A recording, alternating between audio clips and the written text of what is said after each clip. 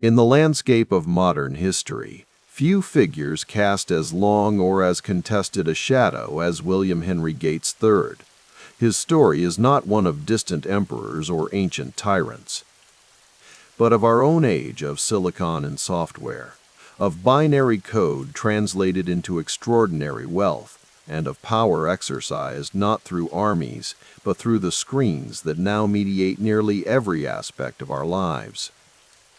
What makes his journey worthy of deep examination is not simply the scale of his fortune, which at times has exceeded $100 billion, but the profound questions his life raises about meritocracy and privilege, about innovation and imitation, about the distance between stated ideals and lived choices.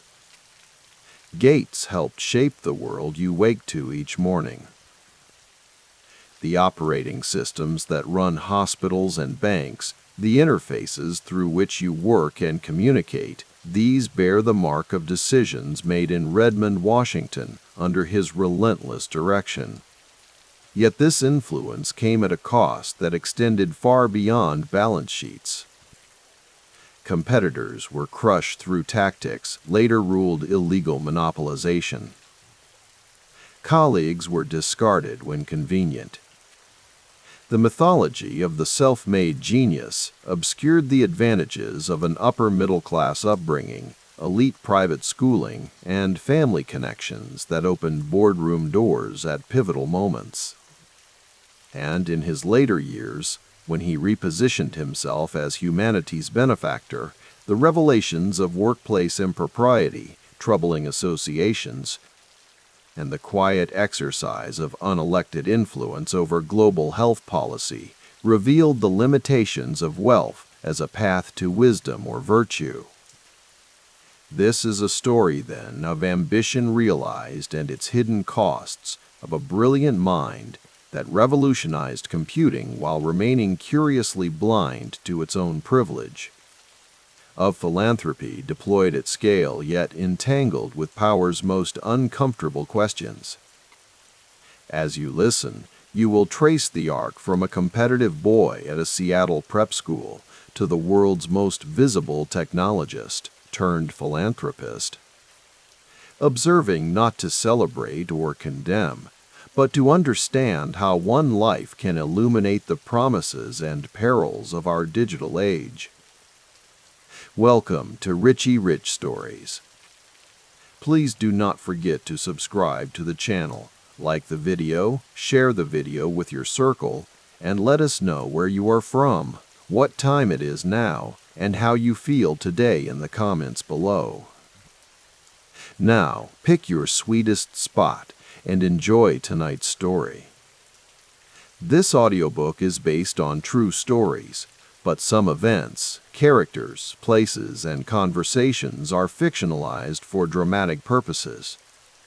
The autumn rain fell in soft, persistent sheets over Seattle, drumming against the windows of the Gates family home in Laurelhurst. Inside, the warm glow of table lamps cast long shadows across the living room where young William billed to his family. Occasionally, Trey, when his father wanted to distinguish between the three William Henry Gates men in the family lineage, sat cross-legged on the carpet, absorbed in a game of Risk with his older sister Christiane. "Your armies in Kamchatka are looking rather vulnerable," Bill observed, pushing his glasses up the bridge of his nose, a slight smile playing at the corners of his mouth. At 7 years old, his voice still carried the high pitch of childhood, but his words were measured and tactical. "Perhaps," Christiane replied, studying the board. "But I've been building forces in Irkutsk for 3 turns now." Their father, William H. Gates II, lowered his evening newspaper and watched the scene with quiet amusement. A respected attorney with the firm of Sheedler McBroom Gates and Lucas, he had instilled in his children a love for structured competition, games with rules and consequences, victories to be earned rather than given. "Bill always finds the weakness in your defense," he commented. "That's the mark of a good strategist." Mary Maxwell Gates emerged from the kitchen, wiping her hands on a dish towel. Unlike many mothers in their affluent neighborhood who had settled comfortably into domesticity, Mary balanced her role at home with increasing civic engagements. She had once been a school teacher, but her organizational talents had already begun drawing her toward broader responsibilities: the school board, community initiatives, and eventually corporate boardrooms. "It's also the mark of someone who should be in bed," she said, glancing at the clock. "School tomorrow, remember?" Bill's face fell slightly. 10 more minutes? I'm about to take Asia." "The continent will still be there tomorrow," Mary replied with gentle firmness. This was the rhythm of life in the Gates household in 1962, structured, ambitious, wrapped in the comfortable security of upper-middle-class America. Outside, Seattle was transforming. The Space Needle had risen earlier that year for the World's Fair, a monument to the city's aerospace-fueled optimism and forward gaze. The Cold War might cast long shadows across the nation's consciousness, but here in Laurelhurst, with its tree-lined streets and view of Lake Washington, the American dream seemed not just possible but inevitable. In the summer of 1963, while most of his friends spent languid days at the neighborhood pool, 8-year-old Bill could often be found seated at the dining room table, surrounded by papers covered in numbers and calculations. His father had devised a game, tracking stock prices from the newspaper, charting their movements, discussing what might make them rise or fall. "General Electric is up 2 points, Bill announced one morning over breakfast, the financial pages of the Seattle Times spread out beside his cereal bowl. His father nodded approvingly. "And why might that be?" Bill considered the question seriously, his brow furrowing in concentration. Their new appliance line, or maybe the government contracts for jet engines? William Sr. nodded. Both good hypotheses. "The market is really just a scoreboard, son. It measures how well companies are solving problems and creating value." Mary exchanged a look with her husband across the table, part amusement, part pride. Their son's fascination with systems and measurement was apparent even then. While his younger sister Libby played with neighborhood friends outside, Bill would voluntarily pore over almanacs, encyclopedias, and books far beyond his grade level. "He's going to be something special," William Sr. had told Mary privately. "He sees patterns the rest of us miss." That evening, as thunderstorms rolled across Lake Washington, the family gathered in the living room. The television broadcast showed civil rights protesters being met with fire hoses in Birmingham. Mary turned the volume down slightly as Bill entered the room. "Is that happening in America?" he asked, his eyes wide behind his glasses. "Yes," Mary replied, choosing her words carefully. "Some people believe that others should have fewer rights based on the color of their skin. They're wrong, but changing systems that have been in place for generations takes tremendous courage." Bill stared at the screen, processing this information with the same intensity he applied to math problems or board games. Even then, there was something methodical about the way he absorbed new information, not merely accepting it, but examining it, looking for the underlying mechanics. By 1965, Bill's competitive nature had become fully apparent. At 10 years old, he approached everything as a challenge to be conquered.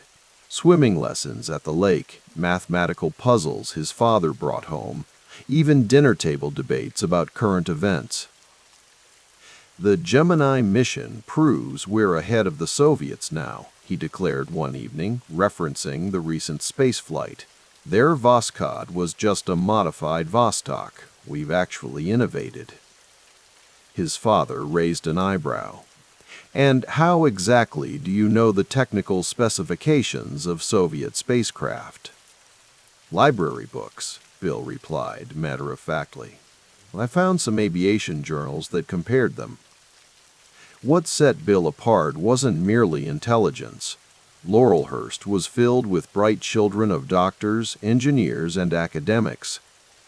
It was his relentless drive, the impatience with inefficiency, and above all, his absolute conviction that problems had solutions if you applied yourself correctly. This manifested in sometimes challenging ways. When his mother asked him to clear the dinner table one evening, he didn't simply comply. He analyzed the process, rearranging the kitchen workflow to minimize steps between table and dishwasher. "Bill," Mary sighed, "sometimes we just do things the traditional way."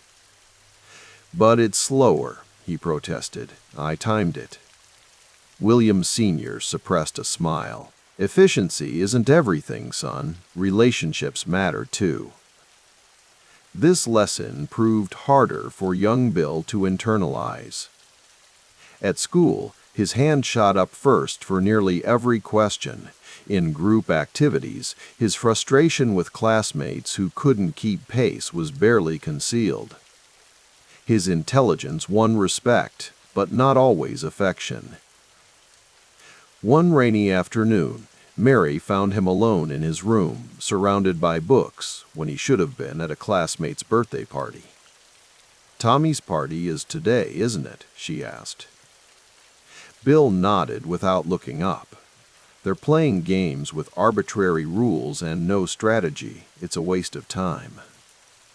Mary sat beside him on the bed. "Bill, look at me. Life isn't just about efficiency and winning. It's about connections with other people." "But I'm better at the things that matter," he replied, the certainty in his voice both impressive and concerning in an 11-year-old. "Many things matter," Mary countered gently, "including understanding how others feel and think. That's a kind of intelligence, too." Seattle's prosperity in the mid-1960s created an atmosphere of possibility that suited the Gates family philosophy. Boeing's 707 jets had revolutionized air travel. The company employed thousands across the region. The middle class was expanding, suburbs sprawling, televisions and appliances transforming domestic life. In this environment, William and Mary Gates cultivated in their children a sense that merit would be rewarded. Sunday drives in the family's Oldsmobile often included impromptu quizzes, state capitals, historical facts, mental math, with small rewards for correct answers. 7 times 8? William asked, eyes on the road as they drove along Lake Washington Boulevard one crisp autumn day in 1966. 56. 11-year-old Bill replied immediately from the back seat. His sisters Christiane and Libby exchanged knowing looks their brother rarely missed. "And what's the capital of Maine?" "Augusta," Bill answered, population approximately 22,000. William Sr. glanced in the rearview mirror, amused. "I didn't ask for the population." "I know," Bill replied, "but it's interesting that it's one of the smallest state capitals." After these Sunday drives, the family often returned home to host dinner parties. Gatherings of Seattle's civic-minded professionals where conversations about city planning, education reform, and business developments flowed freely around the dining table. Bill, despite his age, was rarely sent away with the other children. Instead, he lingered at the edges of these adult conversations, absorbing discussions about nonprofit boards, corporate governance, and the intricacies of Seattle's growth. On one such evening, as Mary poured coffee for their guests, including a board member from Pacific Northwest Bell. Bill asked a surprisingly pointed question about telephone switching systems. "My goodness," the guest laughed, turning to William Sr. "Does he read the company technical manuals for fun?" "He reads everything," William answered, a mixture of pride and mild apology in his voice. "Sometimes I think we should put a lock on the encyclopedia cabinet just so he'll go outside more often." By 1967, as Bill approached his 12th birthday, the comfortable certainties of his early childhood were being subtly reshaped by the broader cultural shifts sweeping America. The Summer of Love was transforming San Francisco. Anti-war protests were growing. New music and fashions challenged conventional norms. Yet within the Gates household, the emphasis remained on excellence, civic responsibility, and the belief that talent obligated service. Mary's community involvement had expanded to include work with the United Way, a connection that would prove significant in ways no one could yet imagine. One evening that spring, Bill sat in his father's wood-paneled home office, watching as William Sr. reviewed contracts for a client. "How do you know which parts matter most?" Bill asked. William looked up from his papers. "Every part matters, but the key is understanding who has leverage and what each party truly needs versus what they merely want." "Like in a negotiation," Bill nodded. "Exactly. Life is full of negotiations, some explicit, others unstated. Understanding the unstated ones often gives you the advantage." These quiet lessons in institutional knowledge, how boards functioned, how contracts created leverage, how networks of influence operated, would form an invisible but crucial foundation beneath Bill's later achievements. While the mythology would later frame him as a pure technocratic meritocrat, these early years in Seattle's upper-middle-class professional circles provided him a sophisticated understanding of how power actually worked. That summer, as the family prepared for a vacation to the Oregon coast, Mary received a phone call about a unique opportunity for students at Lakeside School, the prestigious private institution across town. "They're installing some sort of computer," she told William Sr. after hanging up the phone. "A time-sharing terminal connected to a larger system. They're looking for students who might be interested." "Bill might enjoy that," William replied thoughtfully. "He's been reading about computers in those science magazines." "It would mean additional fees," Mary noted. William considered this briefly. "If he shows genuine interest, it's worth it. Education is the best investment we can make." Neither parent could have known then that this casual conversation would set in motion a chain of events that would alter not just their son's life, but eventually the technological landscape of the entire world. For now, though, Bill Gates remained simply a bright, intensely competitive boy from a good Seattle family. Advantaged by circumstance, driven by an internal engine of ambition, standing at the threshold of adolescence in an America balanced between prosperous certainty and impending change. As summer faded into autumn and the persistent northwest rains returned, the future software titan was still just Trey to his family. Extraordinary in his intensity, perhaps, but his greatest achievement still unimagined, the foundation of his ambitions quietly being laid in the comfortable rooms of the Gates family home in Laurelhurst, where the values of competition, service, and strategic thinking shaped every conversation, every game, every lesson. The fluorescent lights cast a pallid glow across the windowless basement room. The mechanical heartbeat of the teletype machine's cooling system pulsed against the silence, punctuated by the clack-clack-clack of keys striking paper. It was late, nearly midnight, but 13-year-old Bill Gates hunched over the terminal, his narrow shoulders curved, his eyes magnified behind thick glasses as he stared at the emerging code. Outside Lakeside School, Seattle slumbered under autumn rain.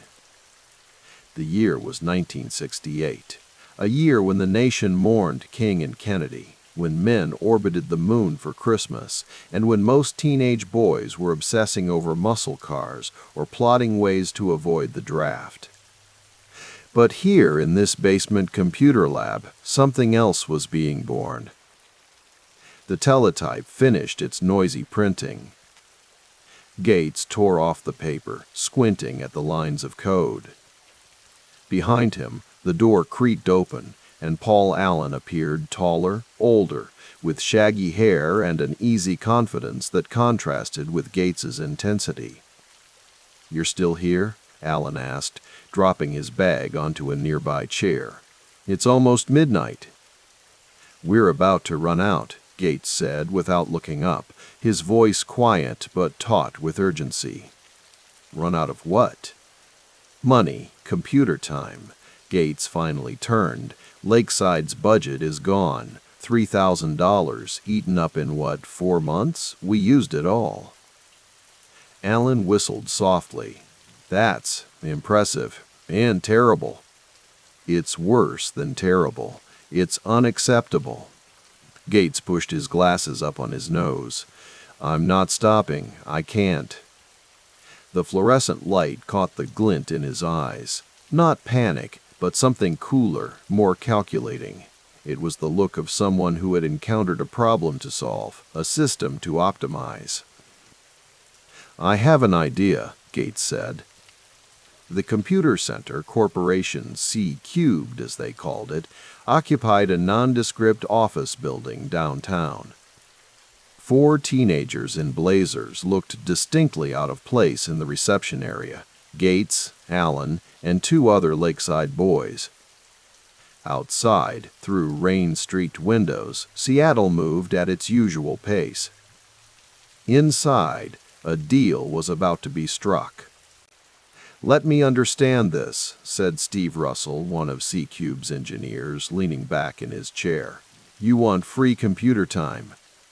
"Not free," Gates corrected, his voice precise despite its adolescent pitch. "An exchange. Your systems have bugs. We find them. You give us time on the machines." "You think you can find bugs our engineers can't?" Russell was skeptical but curious. "We already have," Allen interjected, pulling out a carefully documented list. "We've been playing with your systems at school. The time-sharing service crashes if you input certain commands. We've mapped the vulnerabilities." Russell reviewed the paper, eyebrows rising. These were not trivial finds. He looked at the boys again, especially the youngest, Gates, blinking owlishly behind his glasses, waiting with uncanny stillness. "How much time do you want?" Russell finally asked. "As much as we earn," Gates replied, his voice unwavering. The arrangement proved profitable for both sides. C-Cubed got reliable bug reports that made their systems more stable. The Lakeside boys got what they truly craved: unlimited access to the PDP-10 computer after hours, on weekends, whenever adult programmers went home. Gates became a fixture at C-Cubed, often programming until past midnight. He learned assembly language, Fortran, LISP, becoming fluent in the mathematical poetry of computation. His parents worried about his hours, but didn't interfere. There was something unstoppable in their son's fascination, something that seemed worth nurturing despite its intensity. By winter, Gates had written his first commercial program, a simple tic-tac-toe game that allowed users to play against the computer. "You could sell this," Allen suggested one evening, watching the teletype print X's and O's. Gates looked up, considering. "To who?" to the other guys at school. They'd pay to use it, $1 for 3 games. Gates paused, his mind calculating the proposition. It wasn't really about the money. His family had plenty. It was about the principle, the possibility. Software as a product. An idea exchanged for currency. "Let's try it," he said. The next day, he posted a small sign in the computer lab. By the end of the week, he had collected $27. Summer 1969. Man walked on the moon. Woodstock erupted in upstate New York, and in Seattle, Paul Allen arrived at the Gates family home in Laurelhurst with an idea. They sat by Lake Washington, watching sailboats cut white lines across the blue water. Allen, now 18, was heading to Washington State University in the fall. Gates, 14, faced 4 more years at Lakeside. "We should start something real," Allen said, skipping a stone across the lake's surface. "Not just debugging or school projects." Gates was quiet for a moment, calculating possibilities. "What kind of something?" "A company, eventually. But for now, a partnership. You and me building something that matters." They talked for hours, envisioning possibilities. They were an odd pair, Allen with his easygoing manner and broader interests in music and culture, Gates with his intense focus and strategic mind. But together, they sparked. "We'll need a problem to solve," Gates finally said, "something people will pay for." The seeds were planted that afternoon, not just of a business, but of a relationship that would reshape the technological landscape. The Computer Center Corporation experiment ended in 1970 when the company went bankrupt, a victim of the Boeing recession that was beginning to grip Seattle. "Will the last person leaving Seattle turn out the lights?" read a billboard that had appeared near the airport, a grim joke about the thousands of aerospace jobs evaporating. But Gates and Allen had already moved on to new opportunities. Information Sciences, Inc. hired them to write a payroll program in COBOL, paying them royalties, real money for teenage programmers. Then came TRW, a defense contractor that needed help with their software systems. "They're paying us adult rates," Allen told Gates as they walked through the Lakeside campus one rainy afternoon in 1971. Students in blazers hurried past, Latin books tucked under arms, oblivious to the parallel education happening in their midst. "Because we do adult work," Gates replied matter-of-factly. Allen laughed. "You know most 15-year-olds aren't writing code for defense contractors, right?" Gates shrugged, his mind already elsewhere. "I have an idea for something bigger, something we control completely." The idea became Traf-O-Data. The problem was simple but significant. Cities and counties needed to measure traffic flow at intersections, but counting cars was labor-intensive and expensive. The solution? A machine that could read the data from roadway counters and produce reports automatically. They recruited Rick Weiland, another Lakeside student who had electronics expertise, to help build the hardware. Gates and Allen would handle the software. The trio worked out of Allen's dorm room at Washington State University when he was home on breaks, and in the Gates family basement when he wasn't.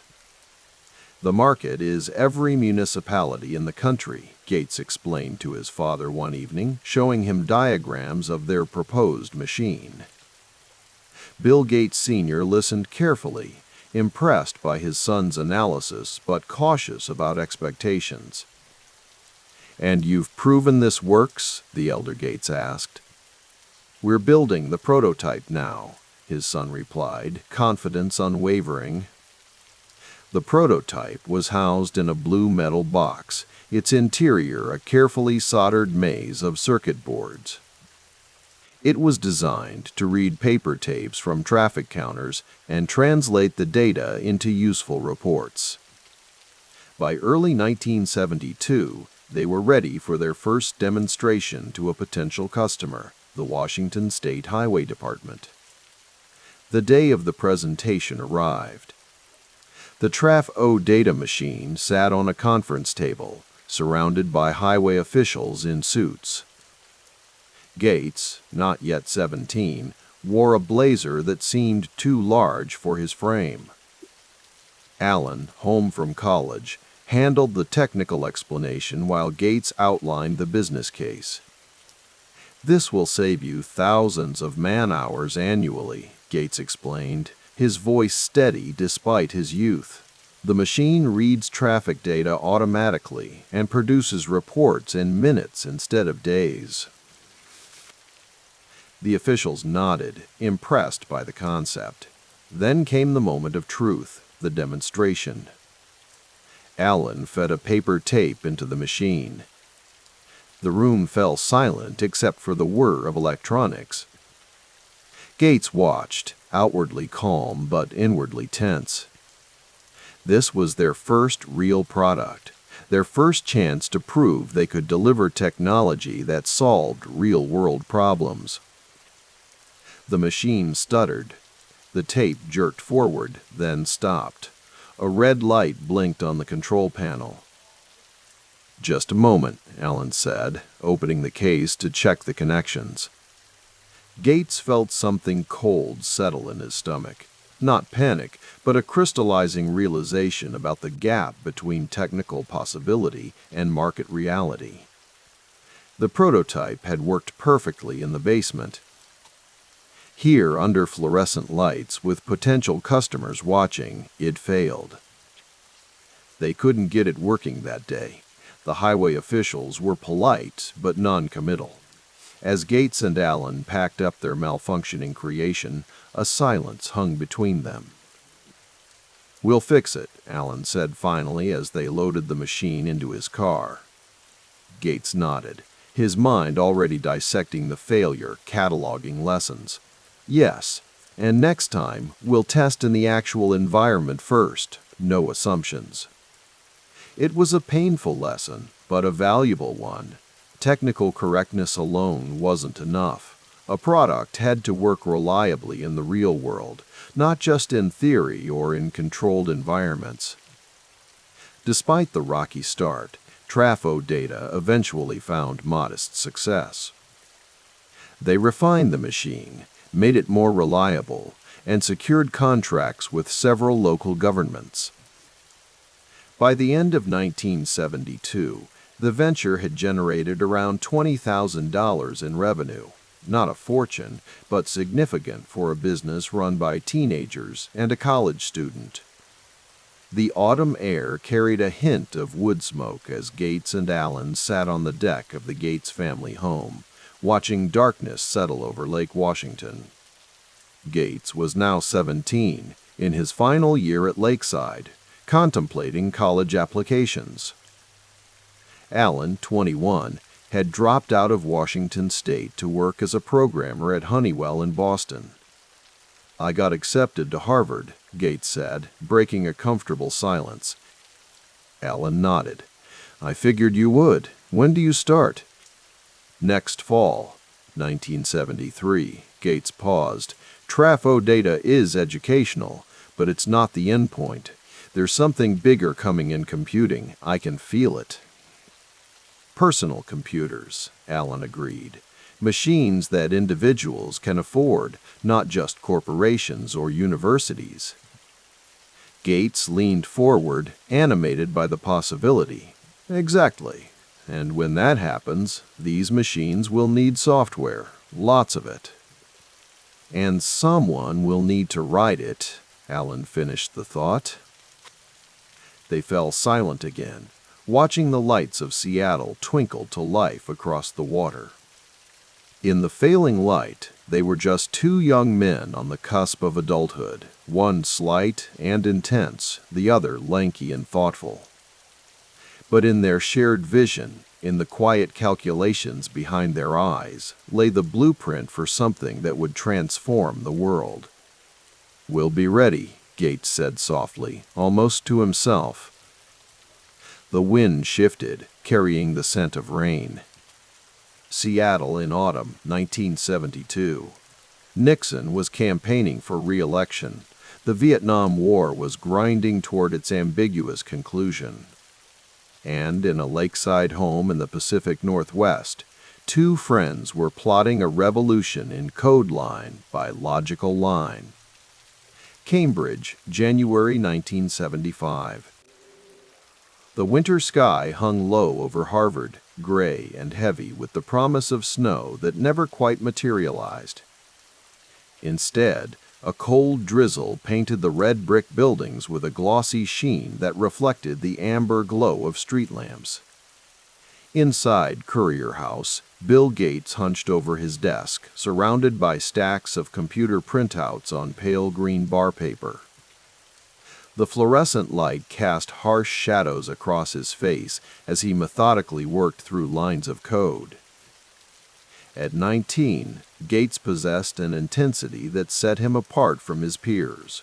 His wire-rimmed glasses, slightly too large for his face, magnified eyes that rarely blinked when fixed upon a problem. The dormitory radiator clanked and hissed, fighting against the New England chill. Outside his window, fellow students hurried across the yard, collars turned up against the wind, oblivious to the quiet revolution brewing in rooms like this across campus. "Bill," Paul Allen's voice cut through the silence as he burst through the door, clutching a magazine in his hand. Allen, 22, and already sporting a reddish beard, had dropped out of Washington State years earlier. He now worked as a programmer in Boston, but spent most evenings with Gates, the two of them exploring the frontiers of code until dawn. "Look at this," Allen said, dropping the latest issue of Popular Electronics onto Gates's desk, disturbing a careful arrangement of notes.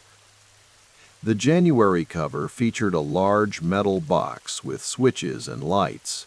The Altair 8800, advertised as the world's first mini-computer kit for hobbyists, priced at $397. Gates picked up the magazine, studying the image with quiet focus. "It's here," he said softly. "The revolution is actually happening." "It's using the Intel 8080 chip," Allen said, his voice quick with excitement. "The same one we've been studying." Gates nodded slowly, wheels turning behind his eyes. "And it needs software." The room felt suddenly charged with possibility. Outside, America was reeling from Nixon's resignation just months earlier. Inflation had reached 11%. Gas lines stretched around blocks. But none of that seemed to penetrate the bubble of potential that had formed around these two young men. "We could write a basic interpreter for it," Allen continued, pacing the small room. "We could be the first." Gates's gaze shifted to his class schedule tacked to the corkboard, mathematics and computer science courses that suddenly seemed irrelevant compared to the opportunity before them. "Let's call them," Gates said decisively. "Right now."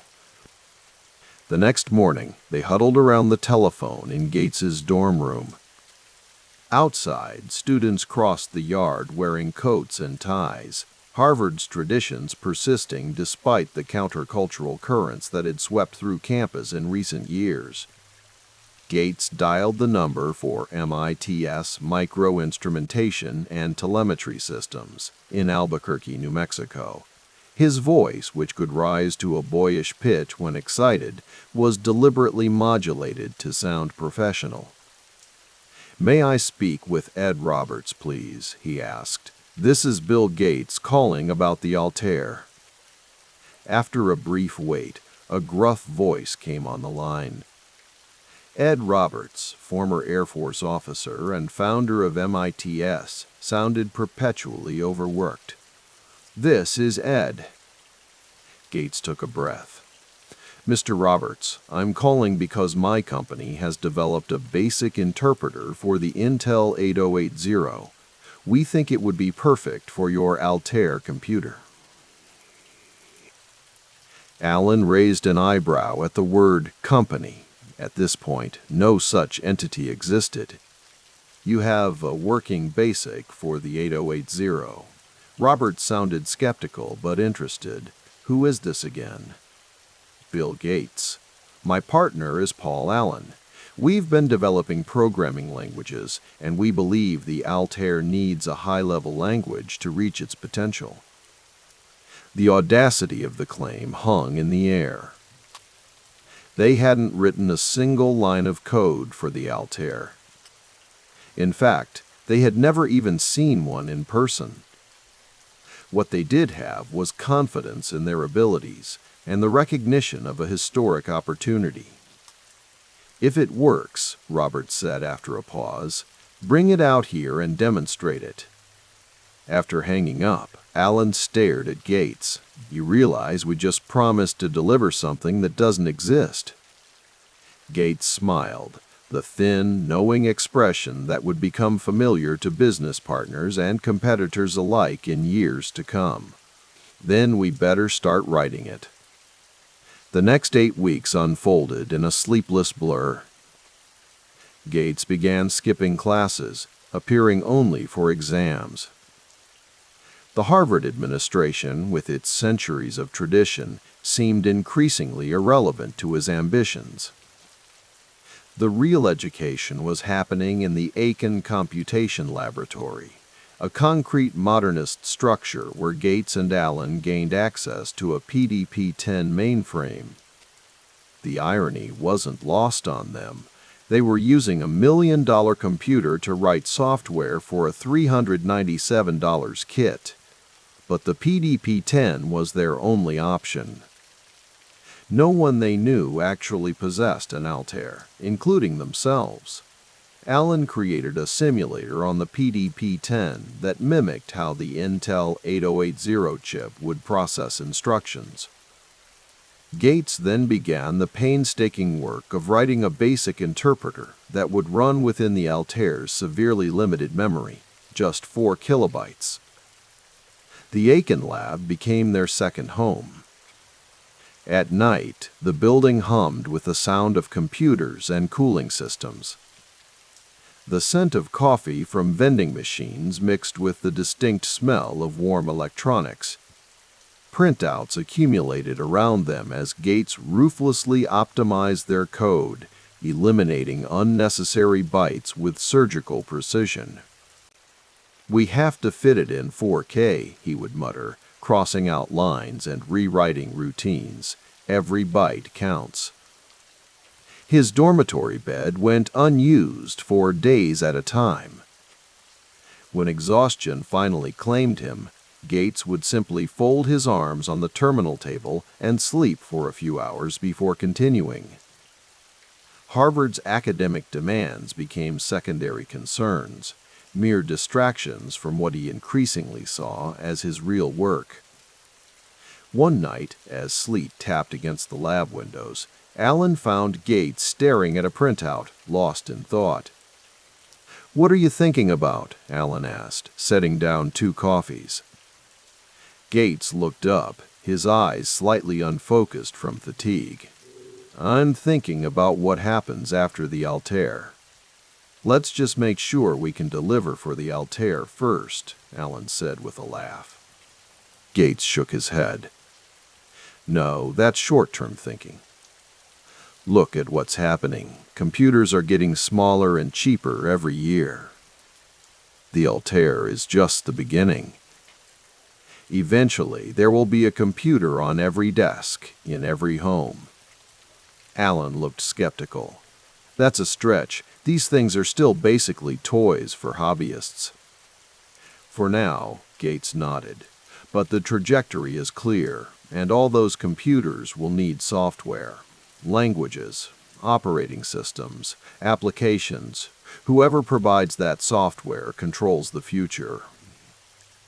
His words hung in the air between them, strangely prophetic in the midnight quiet of the lab. By March, they had done it, created a basic interpreter compact enough to run on the Altair, tested extensively on their simulator, though never on an actual machine. They still had no way of knowing if it would work in reality. Alan prepared for the journey to Albuquerque, carrying their precious programs stored on a paper tape. The night before his flight, Gates sat with him in the dormitory common room, both acutely aware of the stakes. "If this works," Gates said quietly, "we need to form a real company. This can't just be a one-off project."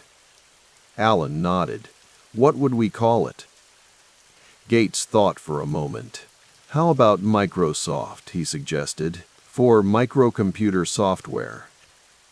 The hyphenated name felt right, bridging the gap between the hardware they were targeting and the code they were creating. Alan's demonstration in Albuquerque succeeded beyond their expectations. Their basic interpreter ran on the first try, calculating simple equations and responding to commands. Ed Roberts was impressed enough to offer them a deal on the spot, $3,000 up front, plus royalties for each copy sold with an Altair. When Alan called with the news, Gates paced his dorm room, phone cord stretching as he moved. "Did you get it in writing?" he asked immediately. "Verbal agreement for now," Alan replied. "The contract will come later." Gates frowned. "We need to be careful about the terms. The real value isn't in the upfront payment, it's in the royalties and the rights." Even at 19, he understood that control of the license was where true leverage existed. Hardware might be the visible face of the revolution, but software invisible, infinitely replicable, essential, would be its economic engine. In April 1975, Microsoft was born. The hyphen would eventually disappear, but the vision remained, to create software that would power a new generation of personal computers. Gates began making plans to leave Harvard, not dropping out in his mind, but taking a leave of absence to pursue an opportunity too significant to ignore. His parents, while supportive of his ambitions, viewed his departure from Harvard with concern. Unlike many entrepreneurs of the era, Gates wasn't leaving behind poverty or limited options. His father was a prominent attorney. His mother served on corporate boards. Harvard was a safety net he could always return to if the venture failed. This knowledge gave him a confidence that bordered on audacity. When Microsoft established its first tiny office in Albuquerque later that year, near MIT's headquarters, Gates approached negotiations with a surprising hardness for someone so young. He insisted on non-exclusive licensing agreements, retaining the rights to sell their software to other hardware manufacturers. "Bill, you have to understand," Ed Roberts told him during one tense meeting in the sparse MITS office, the smell of soldering flux hanging in the air. "We're giving you access to our customers, our platform. That's worth something." Gates, slight in his button-down shirt and corduroys, didn't flinch. "And we're giving you a language that makes your hardware useful. Without it, the Altair is just an expensive box with blinking lights." His strategy was clear from the beginning. Position software as the scarce resource in a world increasingly populated by interchangeable hardware. By the end of 1975, Microsoft had earned approximately $16,000 in royalties. Modest by later standards, but remarkable for two young men who had started with nothing but technical skill and a vision. The Albuquerque office was Spartan, a walk-up space in an unremarkable building, furnished with desks purchased from a local office supply store. The New Mexico landscape, with its adobe buildings and distant mountains, couldn't have been more different from the ivy-covered walls of Harvard or the evergreen surroundings of Seattle, where both had grown up. On a warm evening in late 1975, Gates sat on the small balcony of his apartment, looking out at the city lights. The air smelled of dust and distant rain. Inside, technical manuals and printouts covered every surface. He held a legal pad filled with projections and plans, not just for the coming months, but years into the future. In his mind, he could see it clearly, a world where computers became as common as televisions or telephones, each one running software that originated from his company. The market penetration was less than 1% at that point. These machines were still curiosities, hobbyist toys, corporate tools. But the potential seemed limitless. As America struggled with its post-Watergate identity and economic malaise, Gates was imagining a different future, one defined not by the industrial titans of the past, but by the invisible architecture of code. In that moment, as darkness settled over Albuquerque, the path forward seemed both daunting and inevitable. He turned back to his legal pad, adding another note in his precise handwriting, a computer on every desk and in every home, running Microsoft software. It wasn't just ambition. It was a platform vision, an understanding that in the emerging ecosystem of personal computing, the most valuable position wouldn't belong to those who made the machines, but to those who controlled what the machines could do. Gates closed the notebook and looked back at the darkening sky. The first stars were becoming visible over the New Mexico desert, small, distant points of light that would soon be joined by countless others as night fully arrived. Much like the computers that would soon begin populating the world one by one, until they became too numerous to count. The late January rain drummed against the windows of the sparse office space in Bellevue, Washington. Bill Gates hunched over his desk, the soft glow of a desk lamp illuminating his intense focus as he reviewed the stack of newsletters in front of him. His face, youthful yet somehow seasoned beyond his 21 years, reflected both weariness and determination. The letter he had written months earlier, an open letter to hobbyists, had sparked exactly the controversy he had anticipated, and the responses continued to trickle in. "Software piracy," he murmured, scanning another heated reply from a homebrew computer club member. "They still don't understand what we're trying to build here." The year was 1977, and Microsoft had recently completed its move from Albuquerque to this Seattle suburb, a homecoming of sorts for Gates. The office bore the hallmarks of a young company still finding its footing: metal desks purchased second-hand, the hum of fluorescent lights, and the constant presence of empty Coke cans and pizza boxes that told the story of late nights and marathon coding sessions. Gates set down the letter and rubbed his eyes behind his oversized glasses. He'd been awake for nearly 36 hours straight, a rhythm that had become second nature in the 2 years since Microsoft's founding. His ability to recall entire segments of code from memory had become something of a legend among his small team, a gift he leveraged ruthlessly in pursuit of perfection. "Bill?" Paul Allen's voice broke the silence as he appeared in the doorway, his beard fuller than when they'd started the company, his eyes carrying the same intensity as his partner's. "The basic interpreter for the Commodore is ready for final review. BI." Gates nodded, his mind already shifting gears, storing away the piracy debate for another moment. Let's see what we've got. They moved to a terminal, where Alan pulled up the code.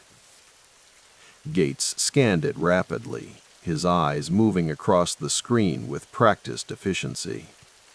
Occasionally, he'd point to a line, suggest an optimization, recall a similar solution from months prior. It was this photographic memory that had become part of the Microsoft mystique, the young Harvard dropout who could debug code in his head. "We've got to ship this by Thursday if we want to hit their production timeline," Alan said. "It'll ship when it's ready," Gates replied, his voice carrying the quiet authority that had become his trademark. "But we'll make Thursday." The rain continued to fall outside, streaking the windows of their new home. The move to Bellevue had been strategic, closer to family, yes, but more importantly, positioning Microsoft in a region that understood engineering culture, thanks to Boeing's long shadow over the area.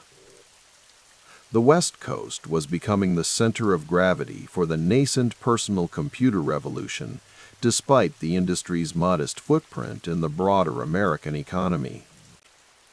Later that night, as most of Bellevue slept under the persistent drizzle of Pacific Northwest winter, the lights at Microsoft remained on. Gates stood at a whiteboard covered with flowcharts and diagrams, a slice of cold pizza forgotten on a nearby desk. Two programmers, recent hires pulled from the ranks of computer science students Gates had personally vetted, watched as he dissected a particularly troublesome routine. "The problem isn't in the algorithm," Gates explained, his voice calm yet carrying an underlying intensity. "It's in how we're managing memory. See here?" He traced a section of the diagram. "We're allocating resources before we know if we need them." One of the programmers nodded slowly. "That makes sense. I can rework this section overnight." "Good," Gates said, checking his watch. "It was nearly 2 a.m. I'll be here when you finish. We'll test it together." This was the Microsoft way, the culture Gates was deliberately cultivating. Brilliance was expected. Long hours were the norm. Eccentricity was tolerated, even encouraged, as long as the code that emerged was elegant, efficient, and on time. In an industry still dominated by hobbyists and academics, Gates was building something different, a professional software company that treated code as a product worth paying for.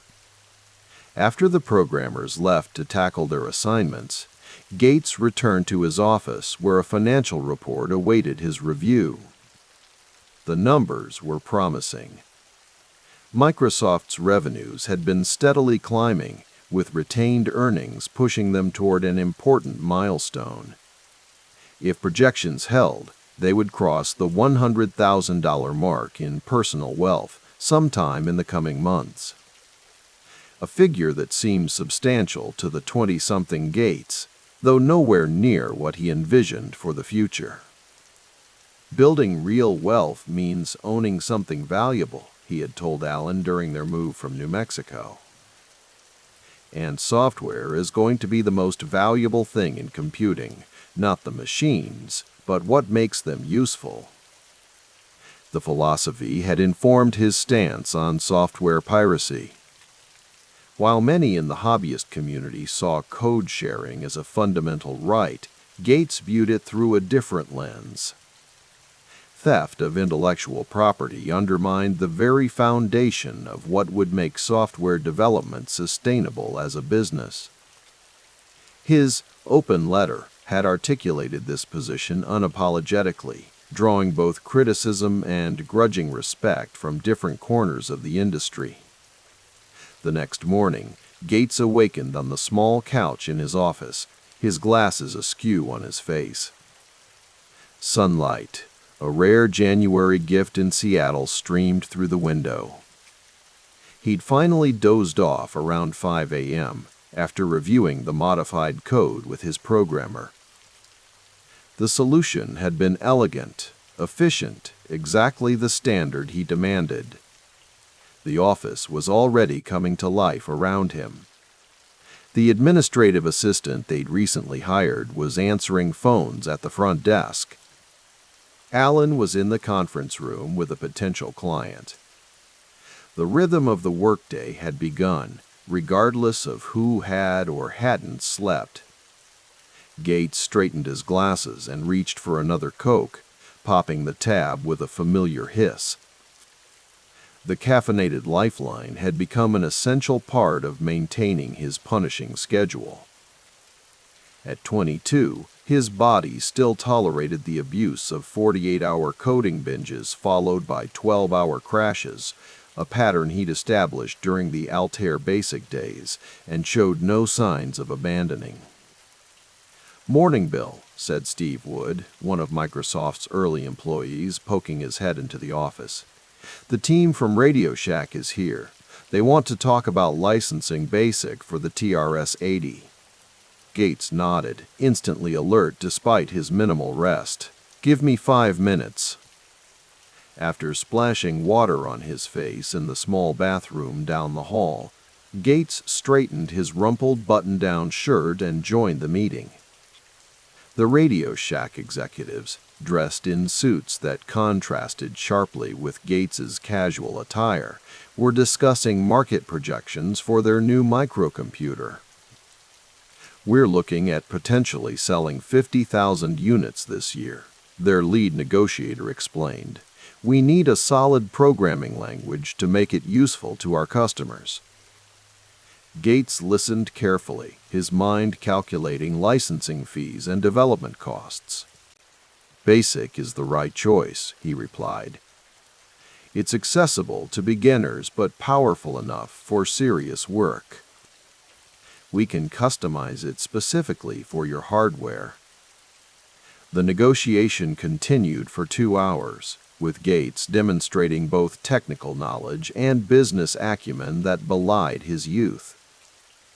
By the meeting's end, they had outlined a deal structure that would bring Microsoft another steady revenue stream, the kind of predictable income that Gates knew would be crucial for building a sustainable business. That evening, Gates sat with Alan at a small restaurant in Bellevue, one of the few moments they'd taken away from the office that week. The place was modestly upscale, wood-paneled walls and low lighting creating an atmosphere of calm that contrasted with their frenetic work environment. "The Radio Shack deal looks promising," Alan said, reviewing notes he'd jotted down during their debrief. "Between them, Commodore, and our existing contracts, we're positioned well for the year." Gates nodded, his mind already working through the implications. "We need to hire more programmers, smart ones, the kind who can write tight code and work the hours we need." "Finding people who can keep up with your schedule isn't easy," Alan remarked with a slight smile. "I don't need them to keep up with me," Gates replied, absent any arrogance in the statement. It was simply factual to him. "I need them to be the best at what they do. If someone's brilliant but can only work effectively from midnight to noon, fine. I don't care about conventional schedules. I care about results."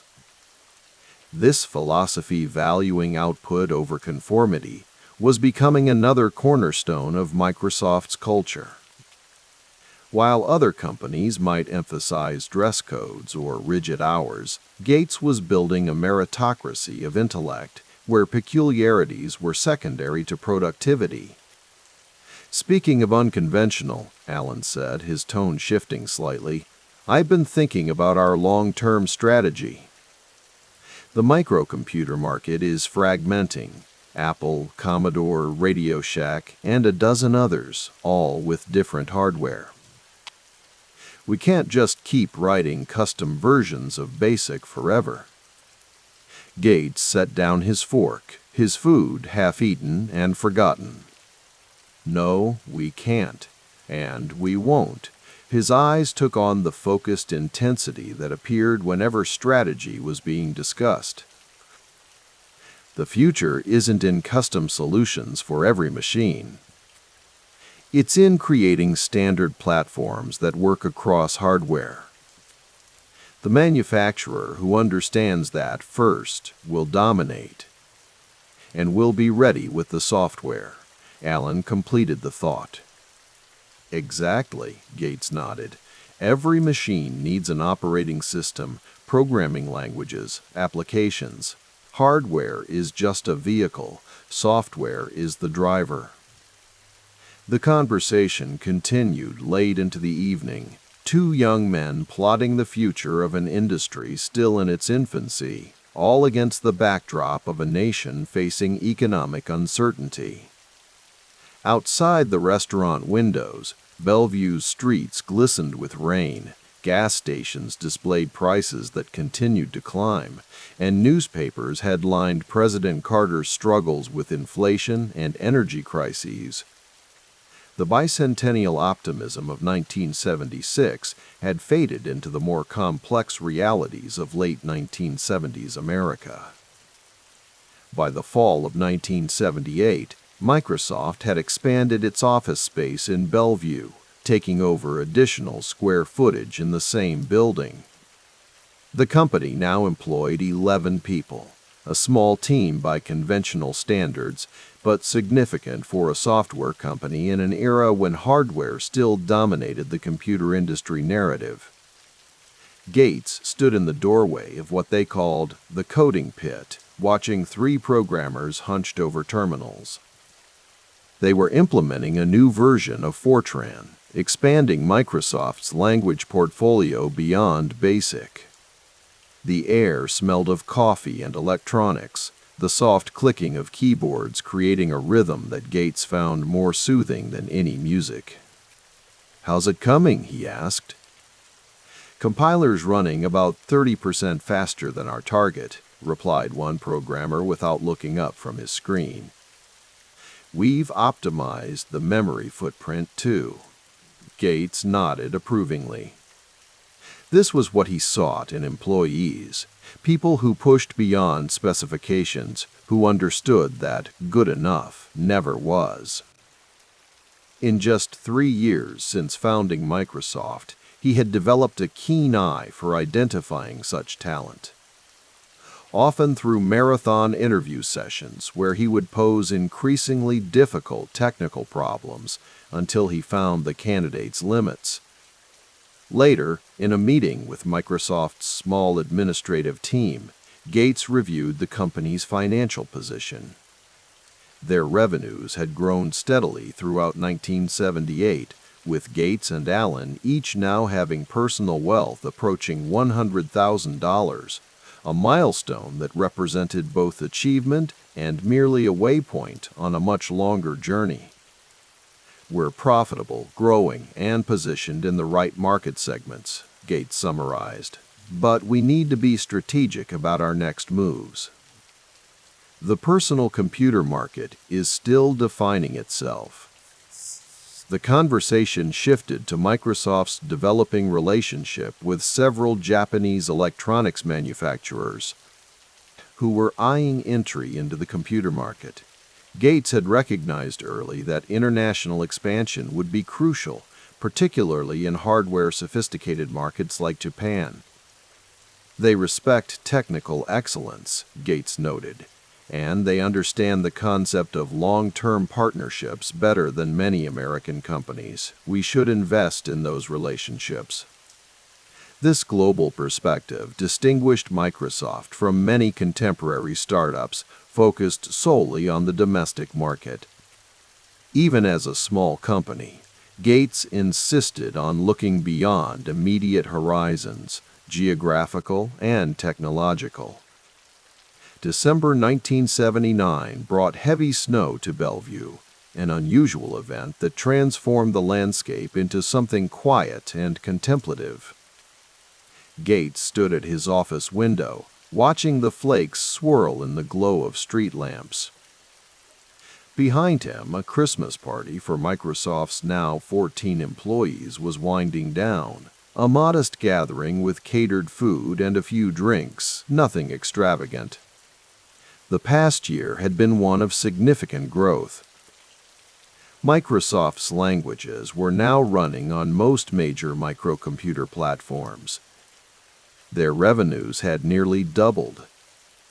The industry itself had matured, with business applications beginning to drive adoption alongside the hobbyist market that had initially sustained them.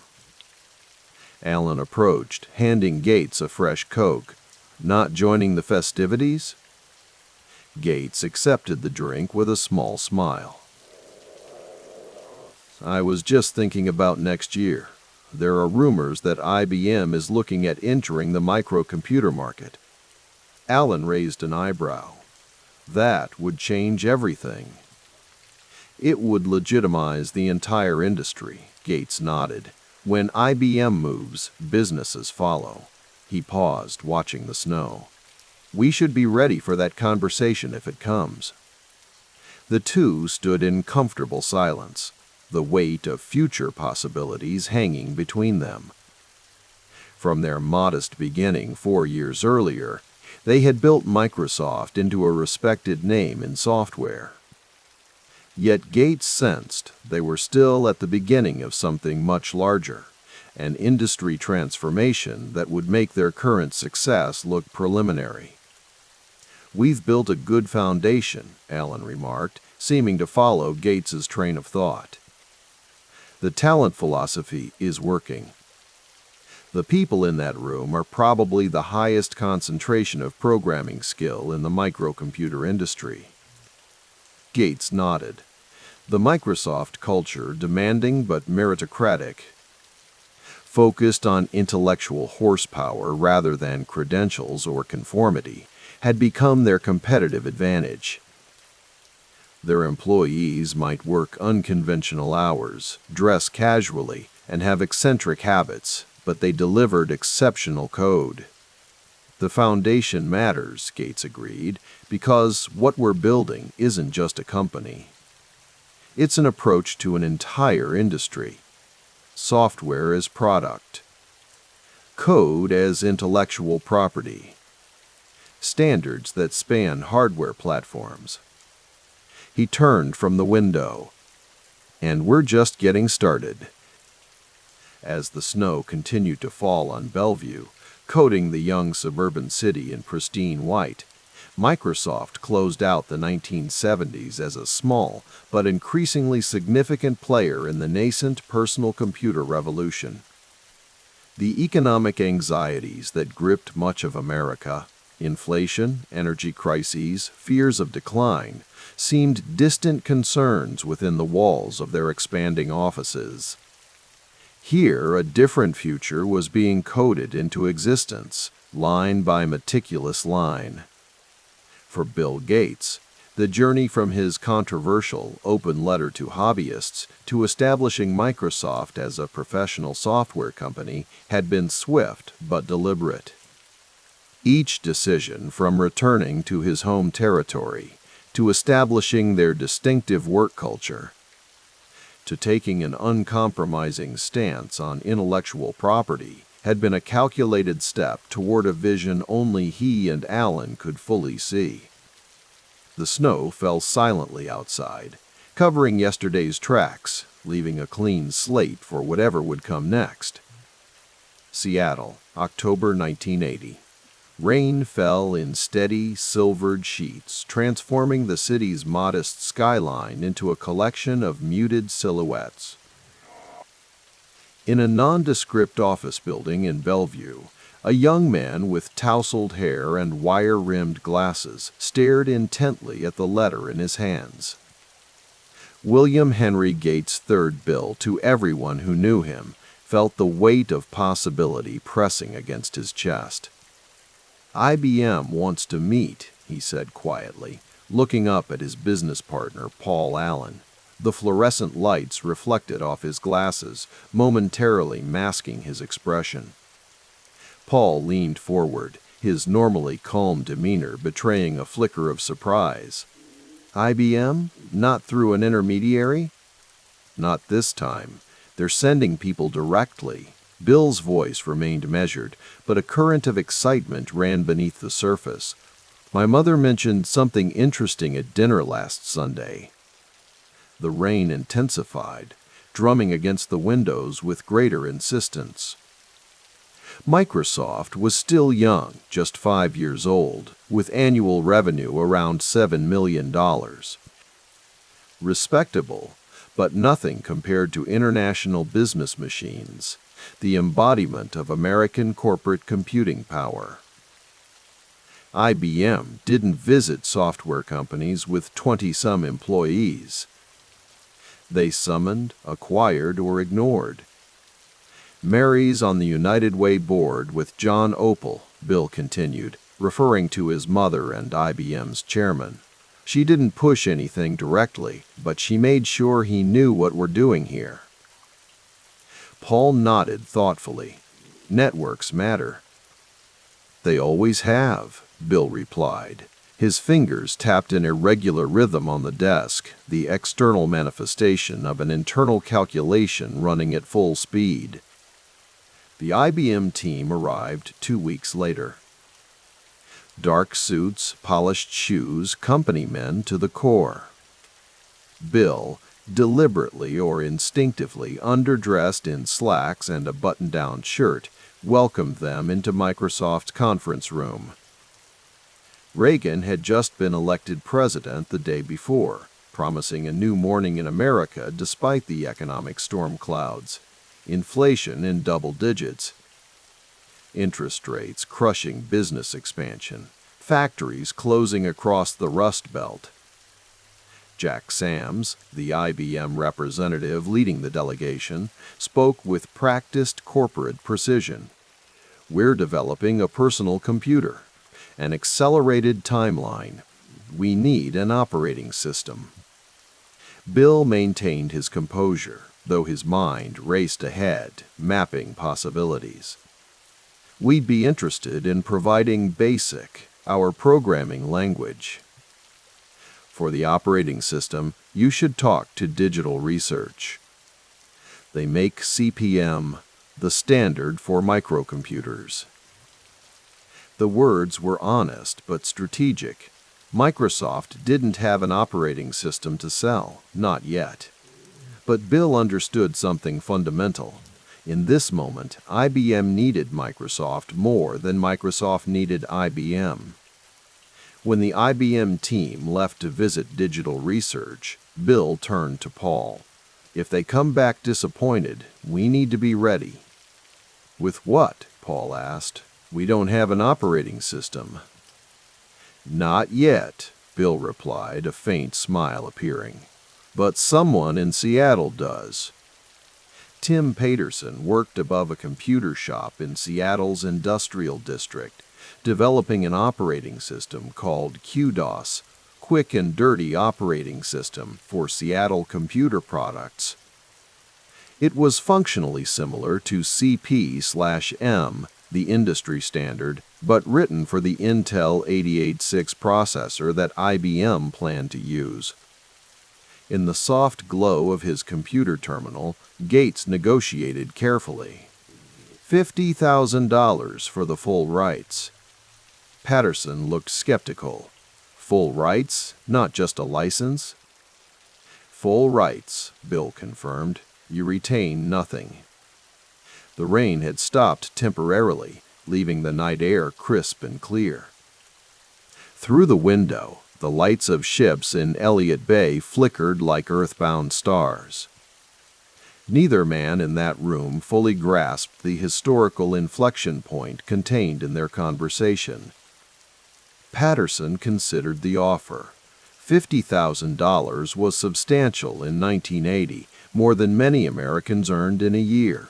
For a small company like Seattle Computer Products, it represented significant capital. Done, he finally said. Back in Bellevue, Gates and Allen immediately began modifying QDOS. They would transform it into MS-DOS, Microsoft Disk Operating System. The winter deepened around them, but they barely noticed, working 16-hour days, fueled by caffeine and the growing certainty that they stood at a threshold. IBM came back disappointed, Bill told his team after another meeting in a nondescript hotel conference room. Digital Research wouldn't sign IBM's non-disclosure agreement. Their opportunity is now ours. Paul looked up from a terminal. What's our negotiating position? Bill's response revealed the insight that would transform personal computing. We license the operating system to IBM, but we retain the rights to license to others. They'll never agree to that, someone objected. They might, Bill countered. They're in a hurry.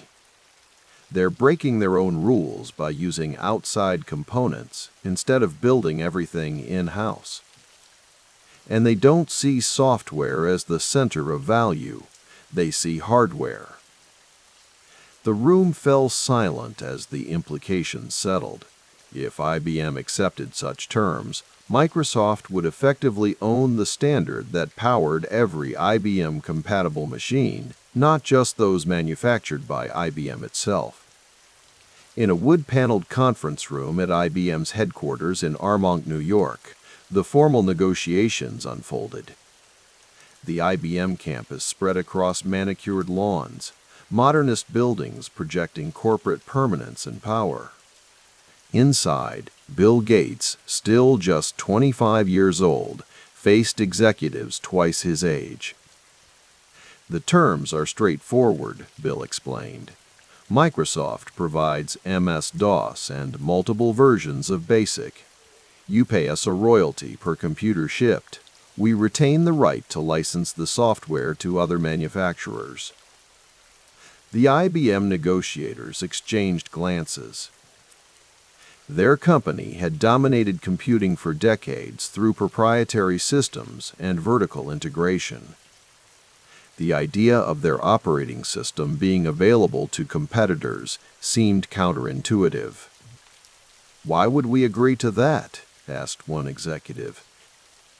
Because you want to ship in August, not August next year, Bill replied.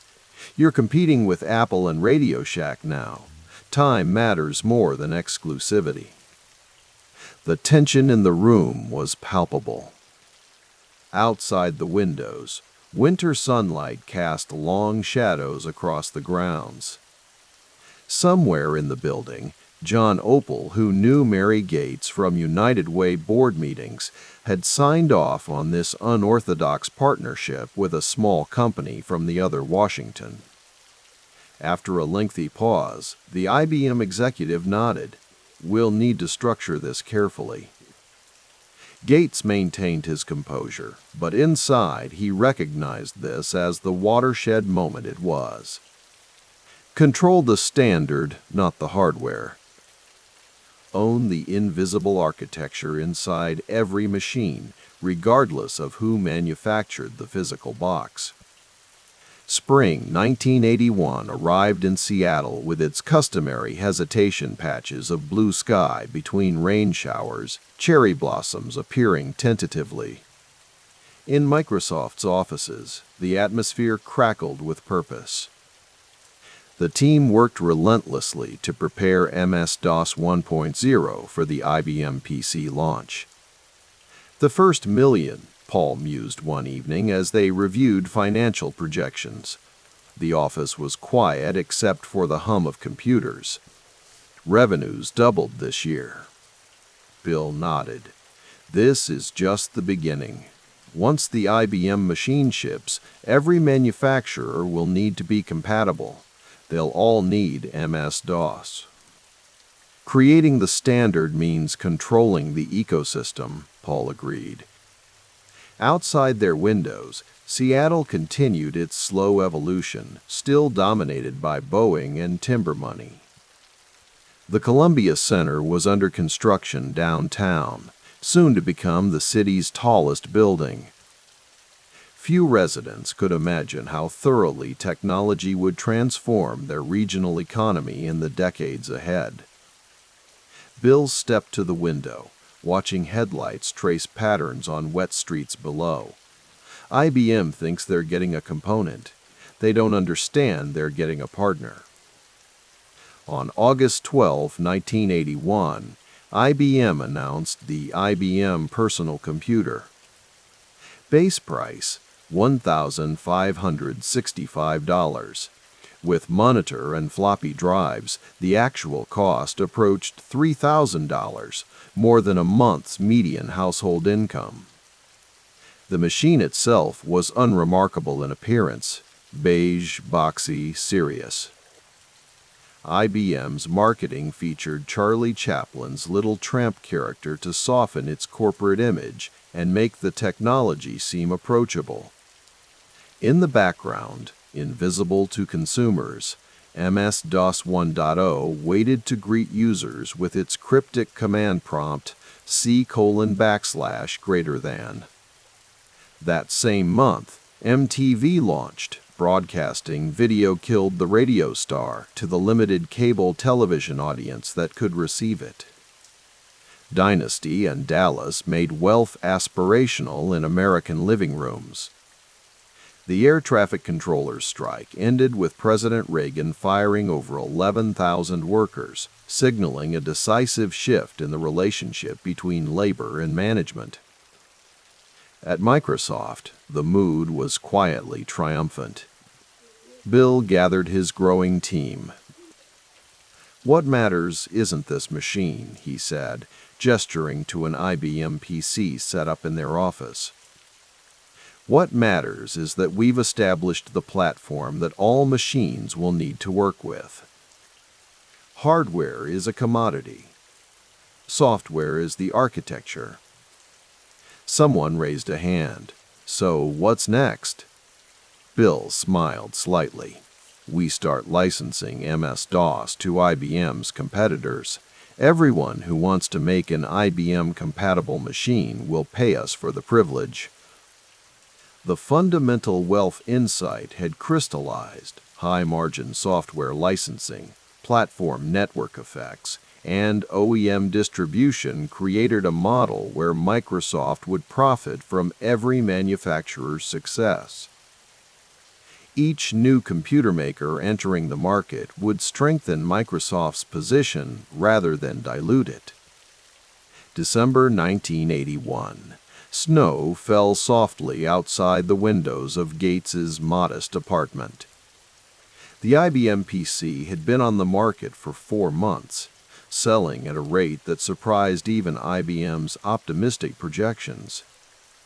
Microsoft's revenue had jumped from $7 million to $16 million in a single year.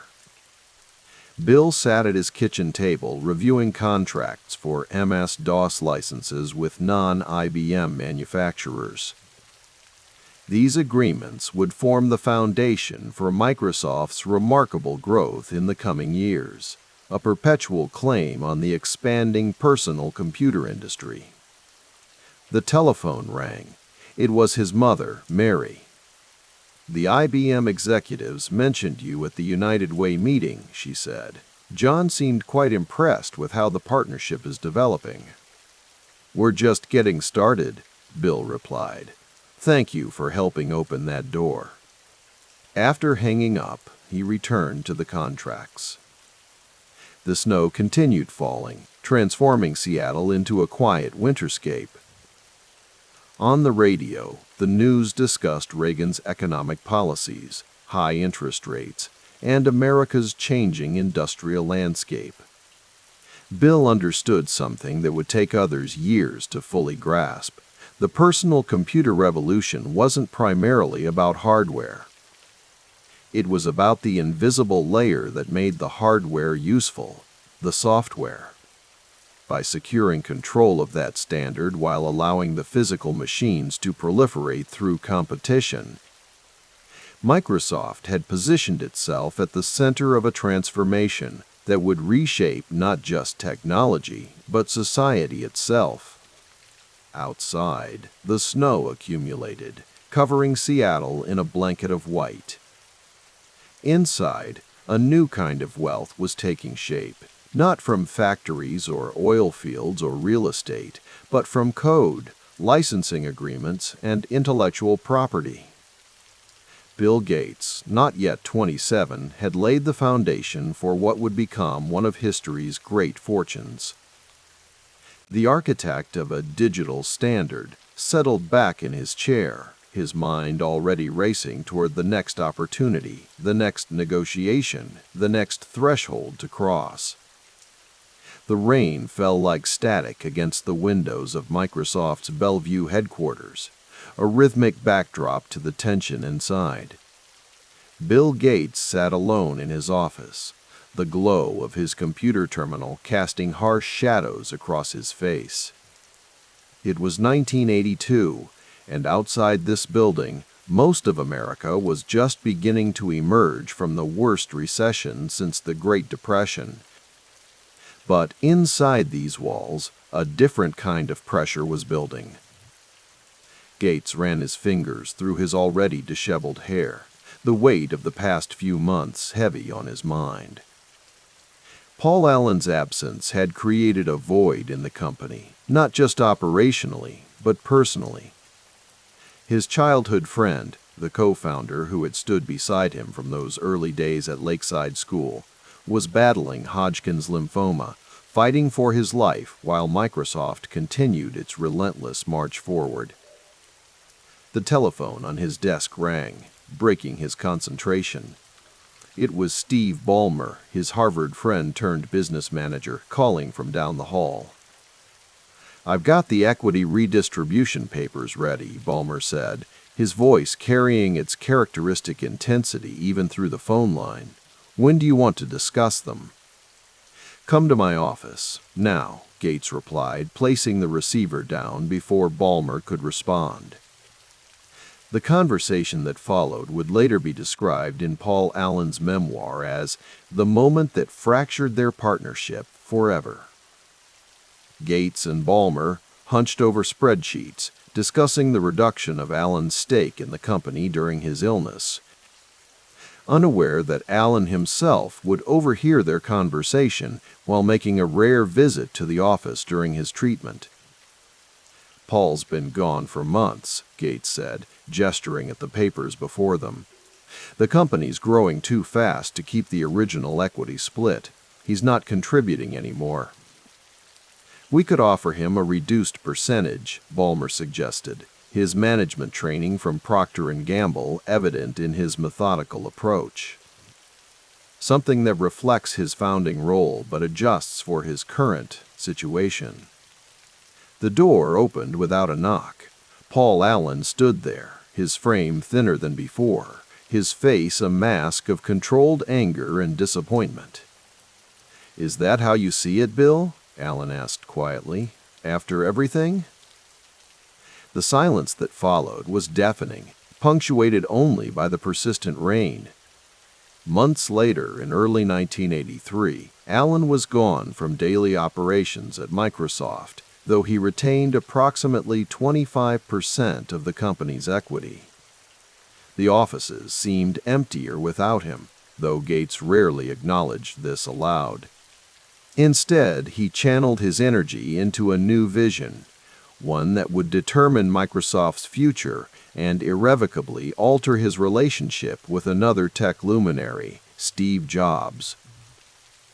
Gates stood before a whiteboard covered in diagrams and flowcharts, addressing a room of Microsoft's top programmers. The atmosphere was electric with anticipation and anxiety. "Windows," he said, writing the word in his precise handwriting. "A graphical user interface for personal computers that will become the standard, not just for IBM machines, but across the industry." A young developer raised his hand tentatively.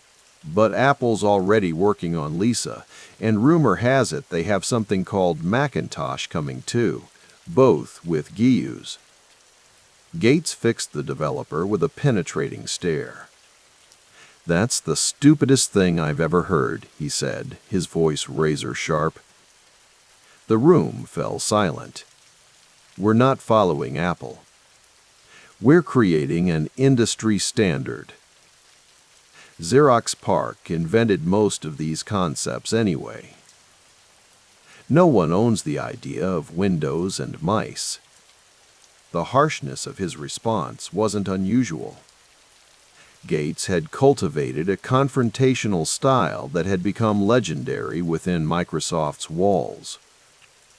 His technical brilliance was matched by a ruthless intolerance for what he perceived as sloppy thinking, and many meetings ended with programmers licking their wounds after a verbal lashing from their young CEO. After the meeting, Gates retreated to his office, where a copy of the Wall Street Journal lay open on his desk. The financial world was celebrating the early signs of economic recovery, with the stock market showing new life. Microsoft was positioned perfectly. IBM PC sales were strong. MS-DOS was becoming entrenched as the standard operating system, and now Windows would secure their place in the coming graphical revolution. A knock at the door interrupted his thoughts. His assistant entered cautiously. "Steve Jobs is on the phone. He says it's important." Gates took a deep breath before picking up the receiver. His relationship with Jobs had been cordial, even collaborative at times. Microsoft was developing applications for Apple's machines, and the two companies had maintained a cautious alliance. But the announcement of Windows had sent ripples through Cupertino. "Steve," Gates said, his voice deliberately calm. "Bill," Jobs replied, his distinctive voice tense with barely controlled emotion. "I trusted you. We showed you everything we were working on. The Mac interface, everything. And now you're just copying it all for Windows. That's not what's happening, Steve. The GUI concept doesn't belong to Apple. It's where computing is going, and we're helping it get there. This is theft, Bill. Plain and simple." Gates leaned back in his chair, looking out at the gray Bellevue sky. "We both know where these ideas really came from. We both visited Xerox PARC. We both saw what they were doing with graphical interfaces years ago. Nobody's stealing anything." The conversation ended without resolution, the first of many confrontations that would define their relationship for years to come. Two visionaries with fundamentally different philosophies. Jobs obsessed with aesthetic perfection and tightly controlled user experiences. Gates focused on ubiquity and market dominance. As 1984 dawned, the tech landscape shifted dramatically. Apple launched the Macintosh with its now legendary Super Bowl commercial, portraying IBM, and by extension Microsoft, as Orwellian overlords crushing individuality. The message was clear. Apple was the revolutionary, the artist, the defender of creativity. Microsoft was the establishment, the suit, the conformist. Gates watched the advertisement from his living room, a tumbler of scotch in hand, his expression unreadable. The commercial didn't mention Microsoft directly, but he felt its target on his back nonetheless. The next morning, he called a meeting with his Windows development team. The room was tense. Everyone had seen the commercial. "They want to paint us as the villain," Gates said, pacing the conference room. "They want to be the rebels. Fine. Let them have the rhetoric. We'll take the market." He pointed to the whiteboard where primitive diagrams of Windows interface were sketched. "The Mac is beautiful. I'll give them that. It's also $2,495 and underpowered. We need Windows to work on everything, from the cheapest PC clone to the most expensive IBM. We need volume, not margins. One of the senior developers cleared his throat. The timeline is slipping. We won't be ready this year. Gates's face hardened. Then we announce now and ship when it's ready. The world needs to know we're in this space too. The announcement of Windows in 1983 had been strategic, a flag planted in territory Apple thought it owned. But as 1984 turned to 1985 and the promised release date kept slipping, the pressure mounted. When Windows 1.0 finally shipped in November 1985, it was met with criticism. Slow, clunky, clearly inferior to the Macintosh interface. But it existed, and it ran on the millions of IBM PCs and compatibles flooding the market. The summer of 1985 found Gates alone in his office late one evening, reviewing the final Windows code before its release. The building was nearly empty, most employees having gone home hours earlier. His desk was littered with empty pizza boxes and cans of diet soda, evidence of another marathon work session. A photograph caught his eye himself and Paul Allen as teenagers, standing before a teletype terminal at Lakeside School. He picked it up, studying the eager faces of the boys they had been. The rift between them remained, though they maintained a cordial professional relationship. Allen had moved on, investing his Microsoft wealth in other ventures, establishing himself as more than just Bill Gates's partner. The phone rang, startling him from his reverie. "Bill, it's Steve, but not Jobs." This was Ballmer, his voice unusually subdued. "What is it?" Gates asked, immediately alert to the tone. "Jobs is out at Apple. Board forced him out. Scully took control." Gates sat in silence, absorbing the news. Steve Jobs, the visionary, the perfectionist, ousted from the company he co-founded. It was seismic news in the small world of personal computing pioneers. "Bill, you there?" "Yes," Gates replied finally. "Thanks for letting me know." After hanging up, Gates turned back to the photograph of himself and Allen. Partnerships splintered. Founders pushed aside. The companies they built growing beyond them, taking on lives of their own. Was this the inevitable trajectory? He set the picture down and returned to the code on his screen. Windows wasn't perfect, far from it, but it would ship. And unlike the Macintosh, it would run on millions of machines worldwide.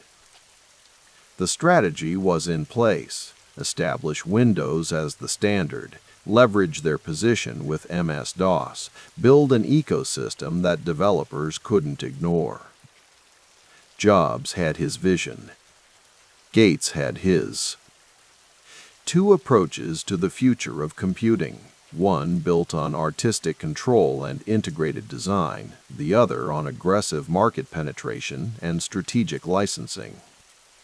Their rivalry would define an era, but beneath the business conflict lay something more personal, a fundamental disagreement about how technology should serve humanity. Outside, the rain had stopped. The lights of Bellevue glimmered in the darkness, a constellation of human activity in the growing tech hub. Microsoft was no longer just a small software company. It was becoming a power, a force that would shape the digital revolution.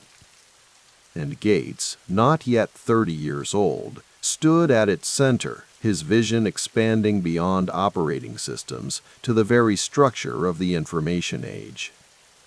He closed the file he was working on and shut down his computer. Tomorrow would bring new challenges, new confrontations, new code to write and review. The path forward was neither simple nor guaranteed, but the foundation was laid. Windows would evolve, improve, dominate. And in this moment of quiet solitude, before the storms of success and scrutiny that awaited, Bill Gates allowed himself a rare moment of satisfaction. The game was just beginning, and he intended to win. The glinting Seattle rain turned the tarmac black as midnight, the reflections of runway lights stretching like liquid gold across the wet surface. March 13, 1986, and the private jet bearing William Henry Gates III had just touched down. The markets had closed hours ago, but the numbers still danced behind his eyelids whenever he blinked. $21 per share, over 45% ownership, approximately $350 million in paper wealth. Bill gazed through the window at the familiar Seattle skyline. At 30 years old, he had transformed from the disheveled coding prodigy to something else entirely, a symbol, a calculation, a number that would appear in Forbes. He ran his fingers through his still boyish brown hair, straightened his glasses, and sighed. The IPO had gone perfectly, perhaps too perfectly. Microsoft was now public, exposed to the world's judgment. Its quarterly heartbeat monitored by thousands. "Ready, Bill?" asked Steve Ballmer, his booming voice cutting through the cabin's hushed atmosphere. Unlike Gates, whose celebration consisted primarily of mental arithmetic calculating his new worth, Ballmer had been ebullient all day, his exuberance barely contained by the confines of the aircraft. "As I'll ever be," Bill replied, standing and gathering his papers. He'd spent the flight reviewing licensing agreements rather than savoring champagne. The car waited on the tarmac, not the Porsche 911 he typically drove with barely restrained aggression, but a discreet town car arranged by Microsoft's newly expanded PR department. Image mattered now in ways it hadn't before. The team's gathering at the Columbia Tower Club, Ballmer mentioned as they slid into the back seat. Just the core group. They've been watching the ticker all day. Bill nodded, but his mind was elsewhere, calculating compound growth rates, market penetration scenarios, the competitive landscape. Going public wasn't the destination. It was merely fuel for what came next. By late 1987, the whispers had crystallized into print.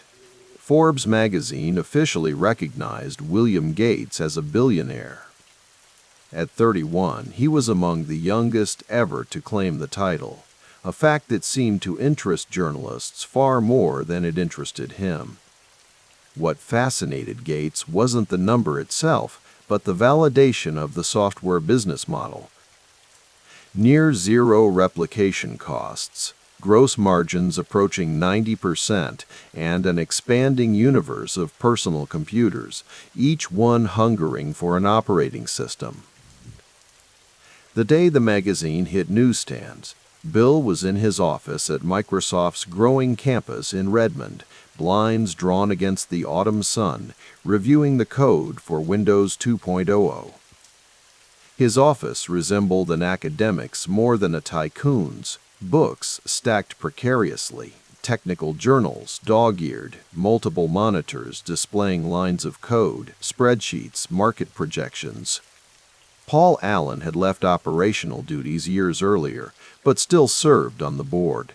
He appeared at Bill's door, holding the Forbes issue, a wry smile on his bearded face. "Congratulations, Bill. You've officially joined the 3 Comma Club." Gates glanced up, processing the interruption with momentary annoyance before registering Paul's presence. Their relationship had cooled but never frozen. The partnership that began at Lakeside School now transformed into something more complex, weighted with history. "Paper wealth," Bill replied dismissively, but accepted the magazine. means nothing unless we execute on the product roadmap. Still, Paul said, settling into a chair, not bad for the skinny kid who couldn't make it through Harvard. Bill almost smiled. The stock market crashed last month and bounced back. Proves my point, these valuations are theoretical. Speaking of theoretical, Allen said, how's that 959 situation? The Porsche 959 had become something of a legend around Microsoft. Gates had purchased the limited production supercar for over $300,000. But it sat in customs, unable to pass U.S. emissions and crash test standards. The EPA and DOT refused to grant exemptions even to a billionaire. Still stuck, Bill admitted with genuine frustration. The car exists in regulatory limbo. I can own it, but not drive it. Absurd bureaucratic inefficiency. What neither man said aloud was that the stranded Porsche reflected a deeper truth about Gates. His wealth could purchase almost anything, but certain barriers remained impervious to money alone. Systems had rules, and Bill Gates, for all his rising power, still existed within those systems. The Microsoft campus expanded through 1988, buildings rising from the former farmland of Redmond, Washington. Inside Building 8, in a conference room overlooking evergreens draped in morning mist, Bill Gates addressed his executive team, his voice measured but intense. Dose isn't enough anymore, he said, pacing before a whiteboard covered in flowcharts and market projections. The Macintosh interface is gaining traction. Windows needs to be more than a graphical shell. It needs to be the platform that defines personal computing. The room contained the architects of Microsoft's growing empire, Steve Ballmer, whose sales force drove revenue with evangelical fervor, Brad Silverberg, who would shepherd Windows development, Jeff Rakes, whose business acumen translated technical capabilities into market dominance, and a handful of others who understood the gravity of the moment. Our advantage, Gates continued, isn't just technical. It's structural. He sketched rapidly on the whiteboard, boxes representing hardware manufacturers, software developers, enterprise customers, and consumers, with Microsoft as the central hub connecting them all. OEMs need our operating system. Developers build applications for our platform. Those applications create file formats that become de facto standards. The standards create lock-in. The lock-in creates barriers to entry. His marker squeaked across the board. It's a flywheel, gaining momentum with each turn. No one mentioned the word monopoly. That conversation belonged to the future. In 1988, Microsoft's dominance seemed earned through superior strategy rather than anti-competitive practices. The IBM deal that had launched them years earlier now revealed its true genius. By retaining the right to license MS-DOS to other manufacturers, Gates had positioned Microsoft at the center of the personal computing universe. After the meeting, Bill walked the campus alone, hands thrust into his pockets, mind calculating probabilities. The wealth was significant, but secondary. What mattered was the architecture of influence Microsoft was building, the way software was becoming the control point of the digital age. He passed employees who nodded respectfully but gave him space. His reputation for intensity preceded him, the famous Gates reviews, where code and strategy were dismantled with surgical precision. His legendary capacity to absorb technical details, his impatience with anything he deemed stupid. But what few understood was that his demanding nature stemmed not from arrogance, but from urgency, a conviction that computing would transform human experience, and Microsoft must lead that transformation. The autumn of 1989 found Bill Gates in the passenger seat of a Mercedes sedan, gazing at fall colors as they drove through the quiet streets of Medina. At his side sat the real estate broker, a woman whose studied calm barely masked her excitement at showing properties to the world's youngest billionaire. "This parcel offers exceptional privacy," she explained as they approached a wooded waterfront lot on Lake Washington. "Over 5 acres, 500 feet of shoreline, western exposure for remarkable sunsets." Bill nodded, his mind already architecting possibilities. Not just a house, but a system, one that would integrate technology, accommodate intellectual work, provide space for the family he might someday have. The property spoke to something deeper than conspicuous consumption. It represented a permanent stake in the Northwest landscape that had shaped him. "I'm thinking something intelligent," he said as they walked the property, fallen leaves crunching underfoot. "A house that responds to its occupants. Environmental controls, security systems, information access, all integrated." The broker smiled, like something from the future. "No," Gates replied, "like something that acknowledges the present. The technology exists now. It's just a matter of implementation." That evening, in his relatively modest house in the Seattle area, Gates sat before his computer, surrounded by books and papers. On screen, he reviewed the business plan for a new venture called Interactive Home Systems, later renamed Corbis. The digital imagery company represented a side bet, an acknowledgement that computing would extend beyond productivity software to reshape visual culture itself. The phone rang. It was Steve Ballmer, calling with news about a competitor's product announcement. "They're claiming a 20% performance improvement," Ballmer reported, his voice tense. "The reviews hit tomorrow." "20% isn't architecture," Gates replied after a moment's calculation. "It's optimization. We're building systems, not just features." After hanging up, Bill returned to his work, the hours melting away. Outside, the Seattle rain resumed its gentle percussion against the windows, but inside, Gates's mind, market structures assembled and disassembled like complex mathematical equations seeking their most elegant form. The dawn of 1990 found Microsoft approaching dominance. Windows 3.0 was nearing completion, the version that would finally deliver on the graphical promise that earlier iterations had only suggested. Office applications were becoming integrated rather than isolated. The IBM partnership had evolved into complex competition. In a downtown Seattle restaurant, Bill sat across from Warren Buffett, the Omaha investor, whose value-oriented approach had created its own legend. Their friendship was new but deepening, two analytical minds finding common ground despite superficial differences. "The interesting thing about software," Gates explained between bites of a simply prepared fish, "is that the marginal cost approaches zero. Once we've created it, reproduction is essentially free." Buffett nodded, his eyes twinkling behind his glasses.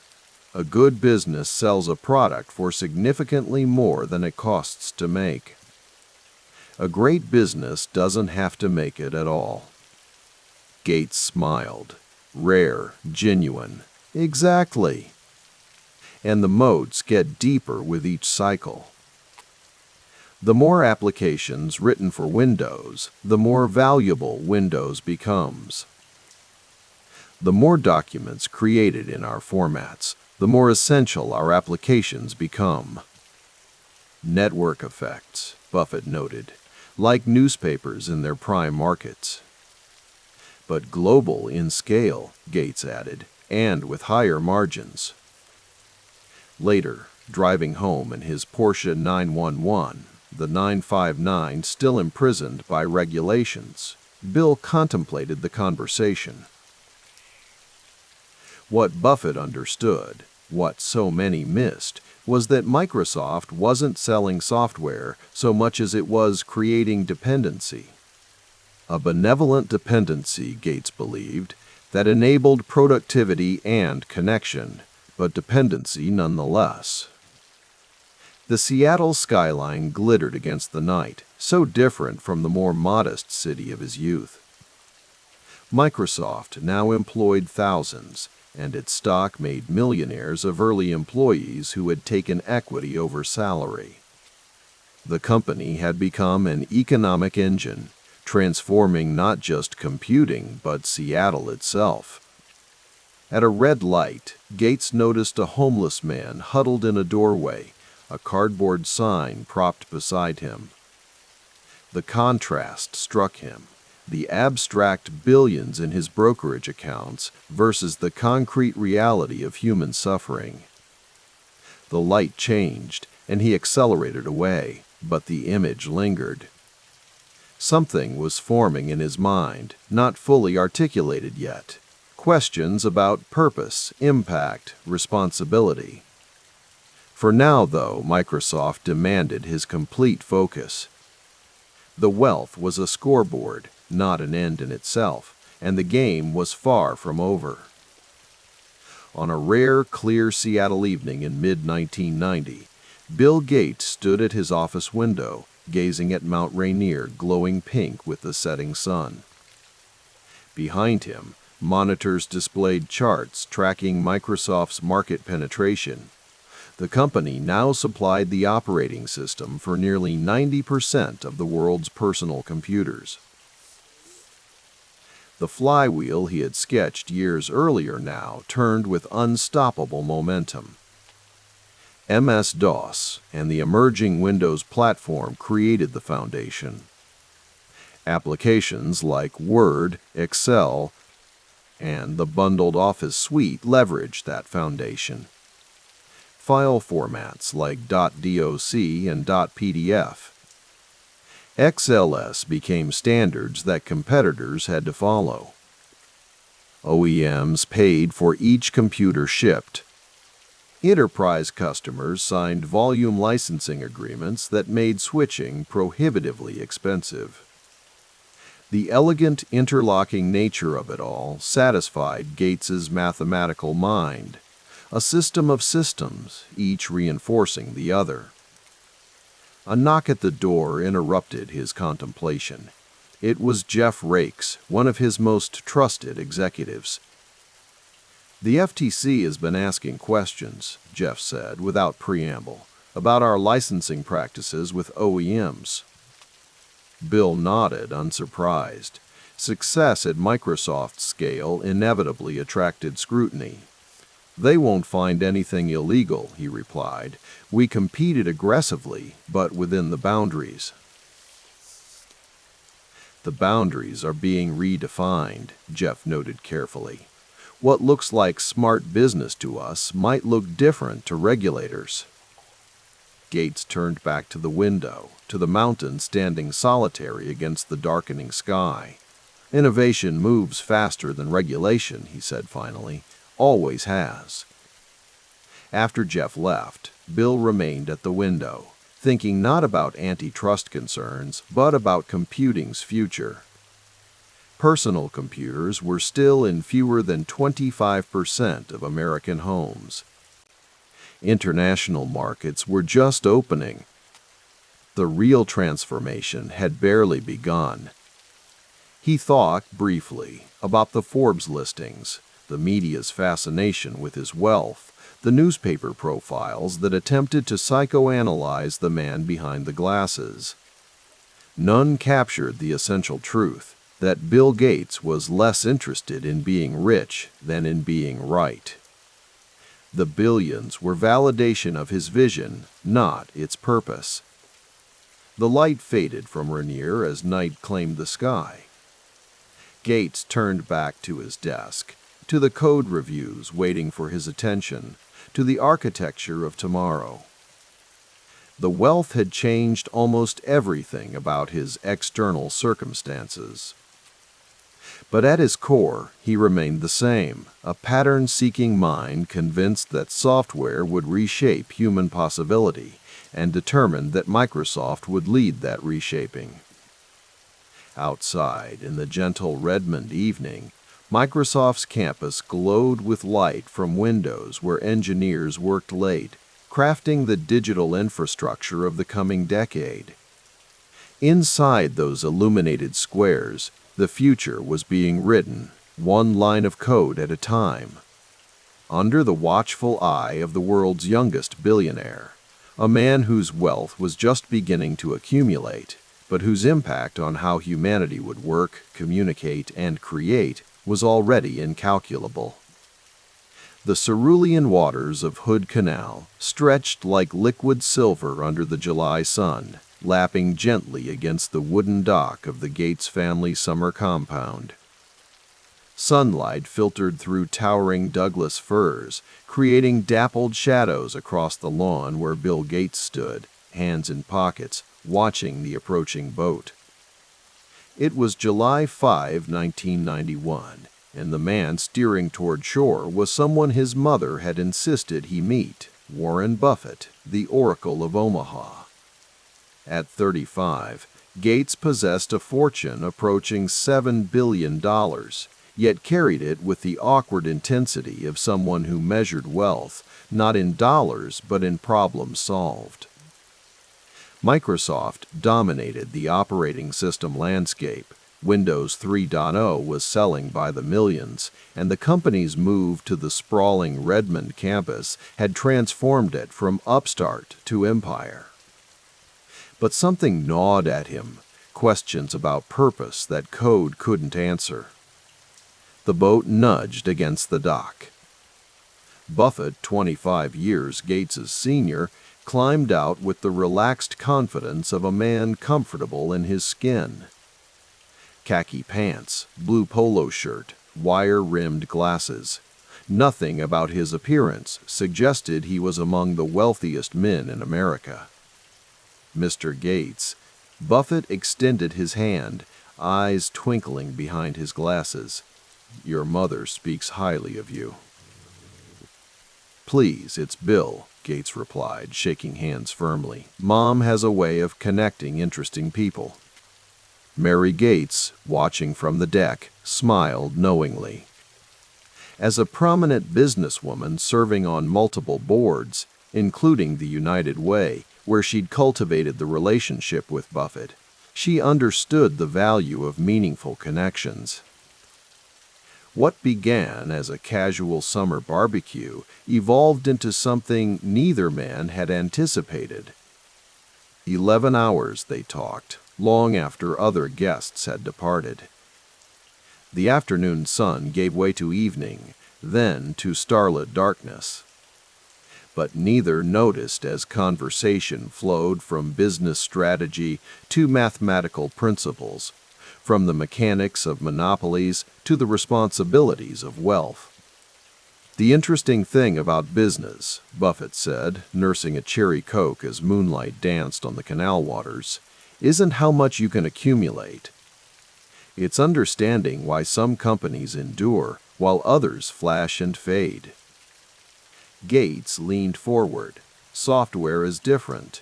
The marginal cost approaches zero once you've written the code. The principles aren't different, Buffett interrupted gently.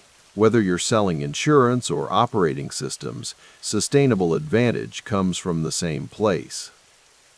As night deepened, their discussion turned philosophical. Buffett spoke of what he called the ovarian lottery, the random chance of birth that placed some in circumstances of opportunity and others in poverty. I could have been born in Bangladesh, Buffett mused, gazing at the stars reflected in the still water. Same brain, same drive, completely different outcome.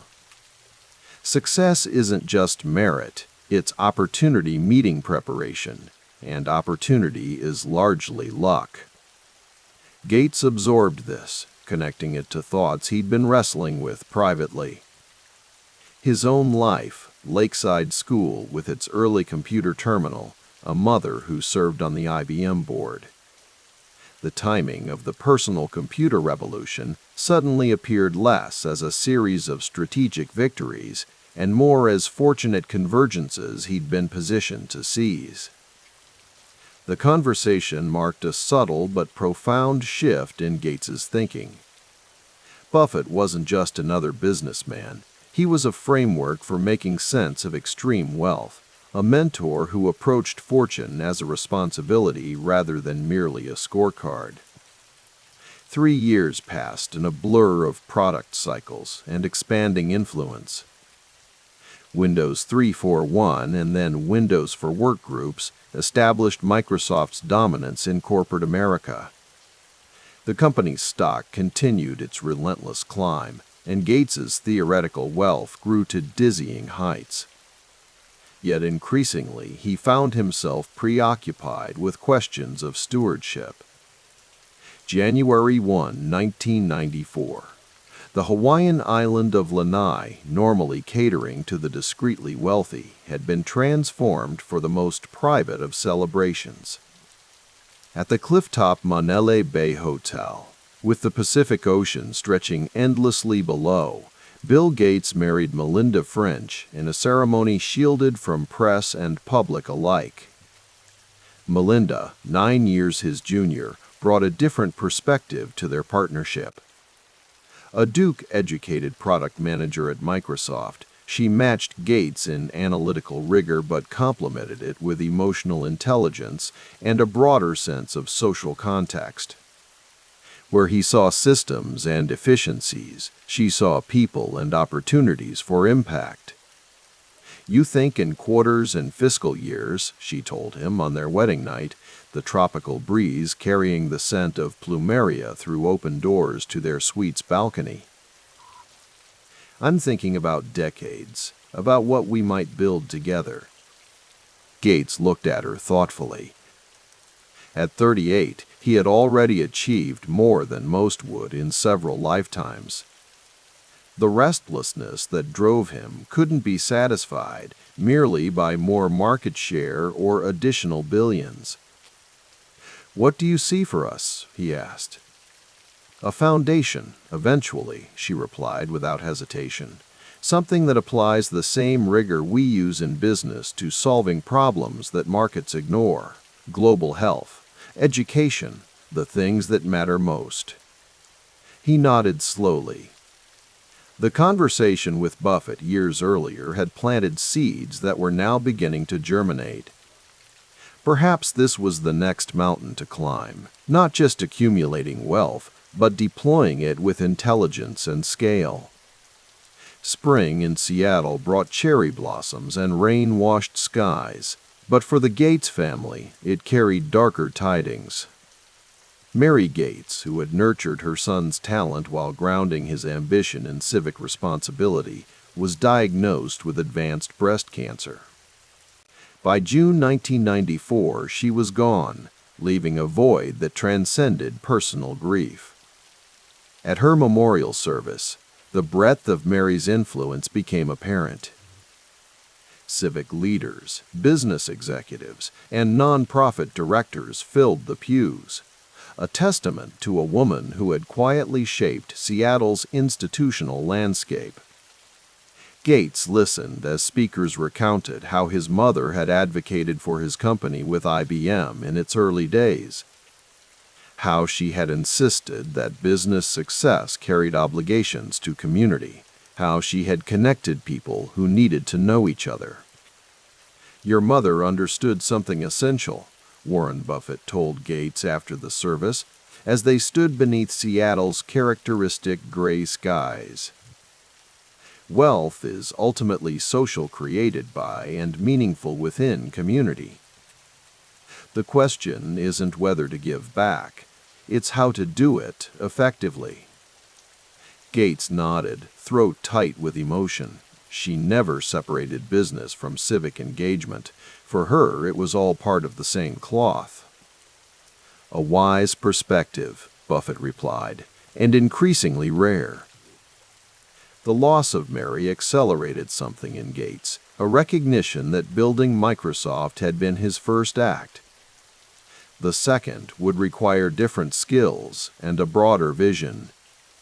He began to systematize his approach to learning, formalizing what would become known as think weeks, periods of isolation dedicated to reading and reflection, during which he would devour dozens of books and papers, producing detailed notes and action plans.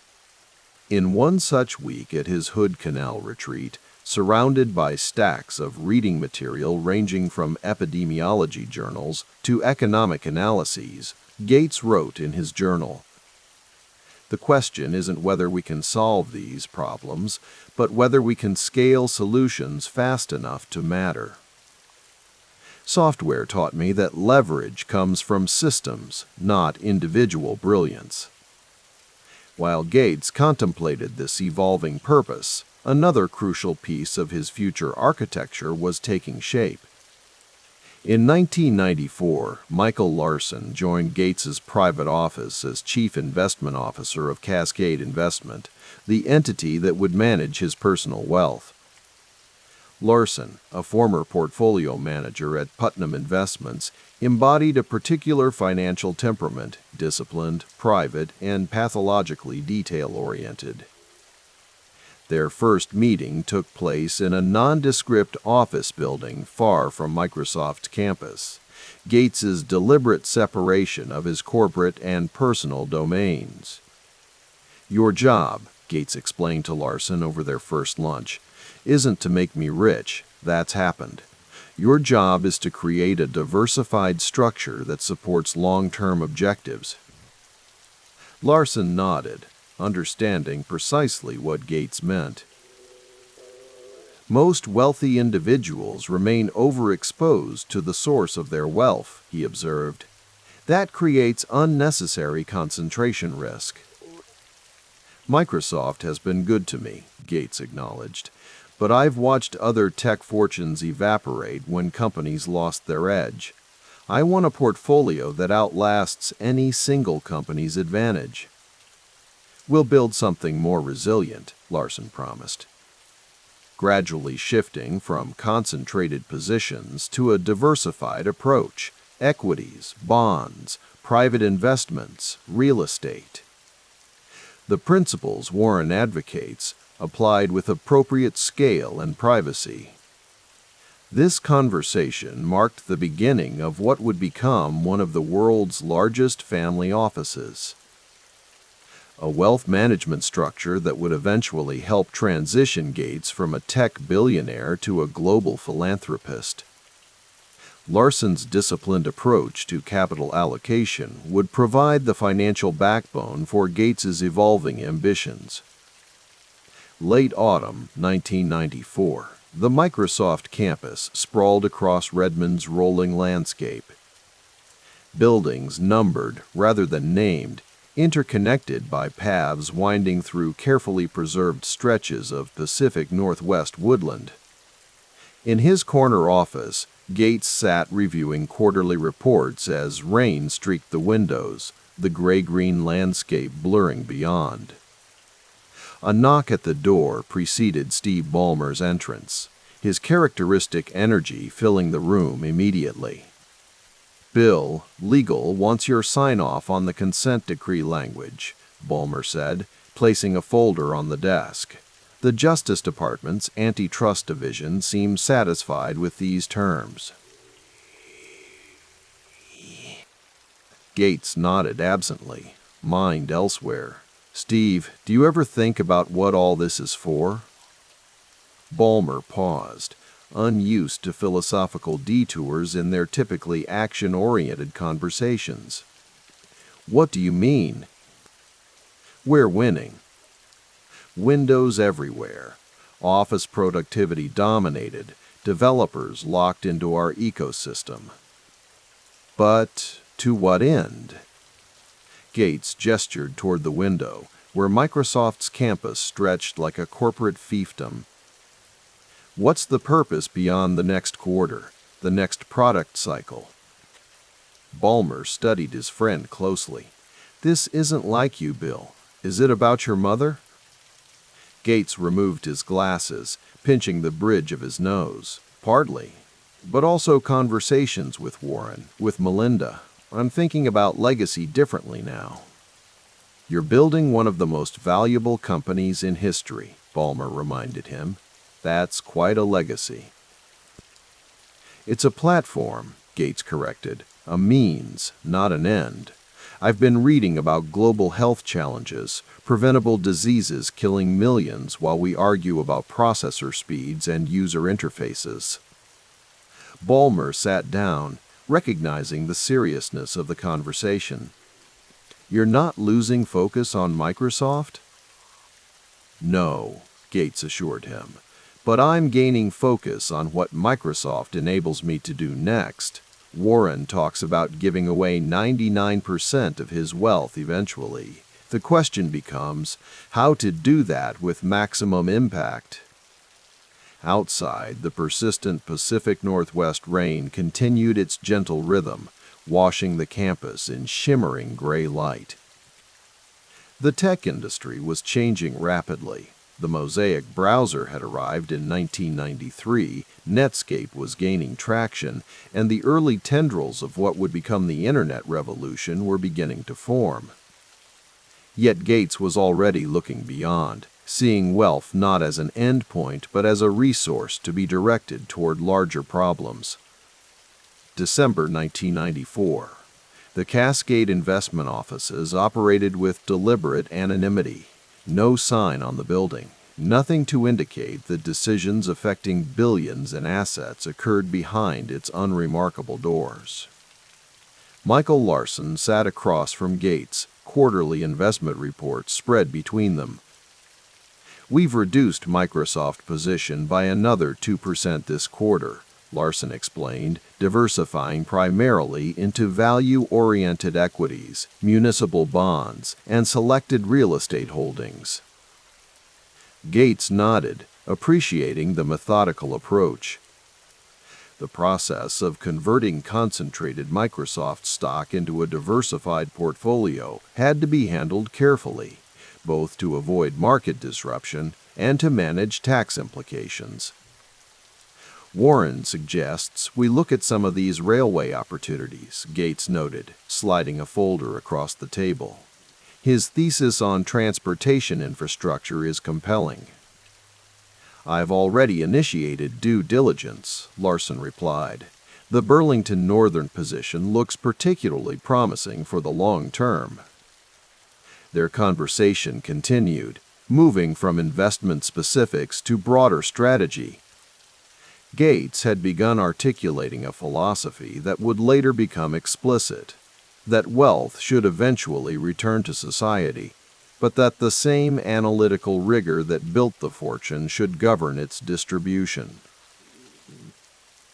The foundation will need an endowment structure that supports perpetual operation, Gates mused, not just giving away money, but investing in solutions that scale. That suggests a different portfolio construction than typical foundations, Larson observed. More emphasis on long-duration assets, greater tolerance for illiquidity in exchange for higher potential returns. Exactly, Gates agreed. The problems we want to address, disease, education inequality, poverty, aren't quarterly issues. They're generational challenges requiring patient capital. As winter darkness settled outside, the two men continued refining what would become the financial architecture supporting Gates's evolving vision.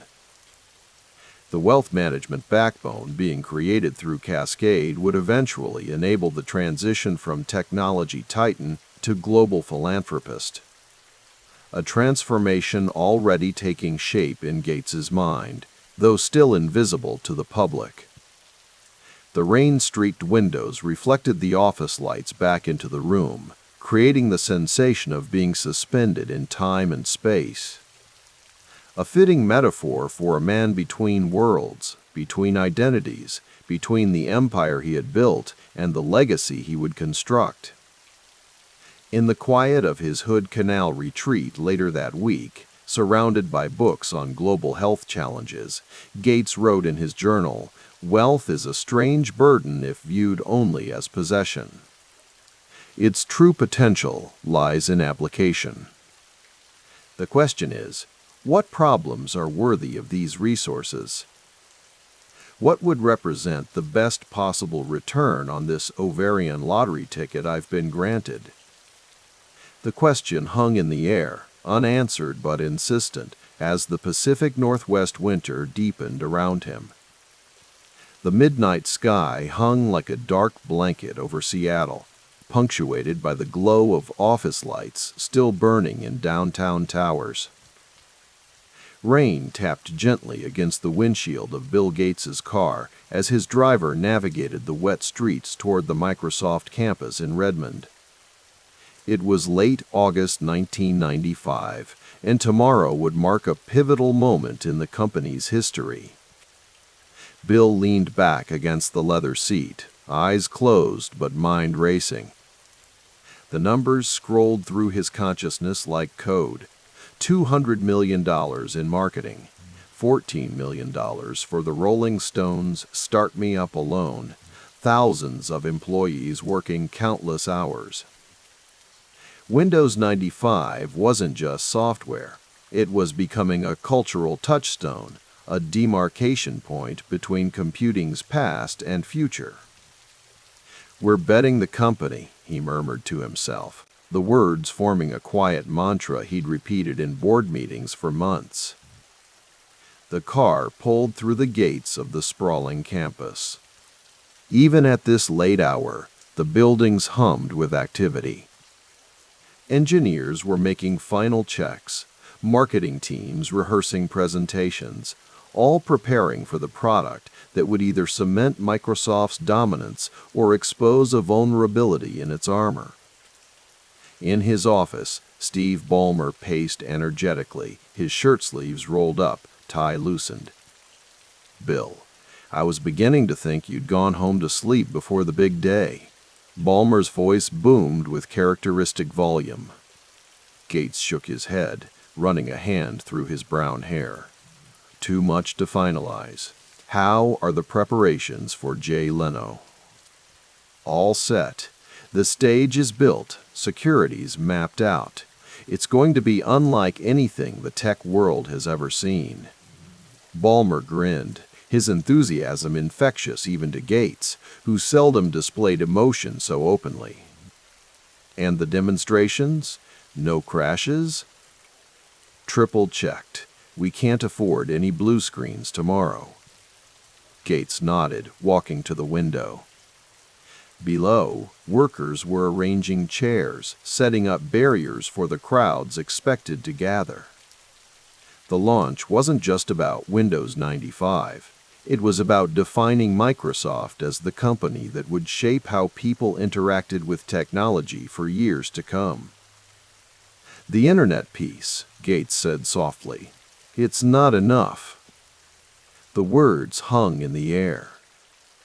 3 months earlier, Gates had sent his Internet tidal wave memo to the entire company, a wake-up call that had rippled through Microsoft's ranks.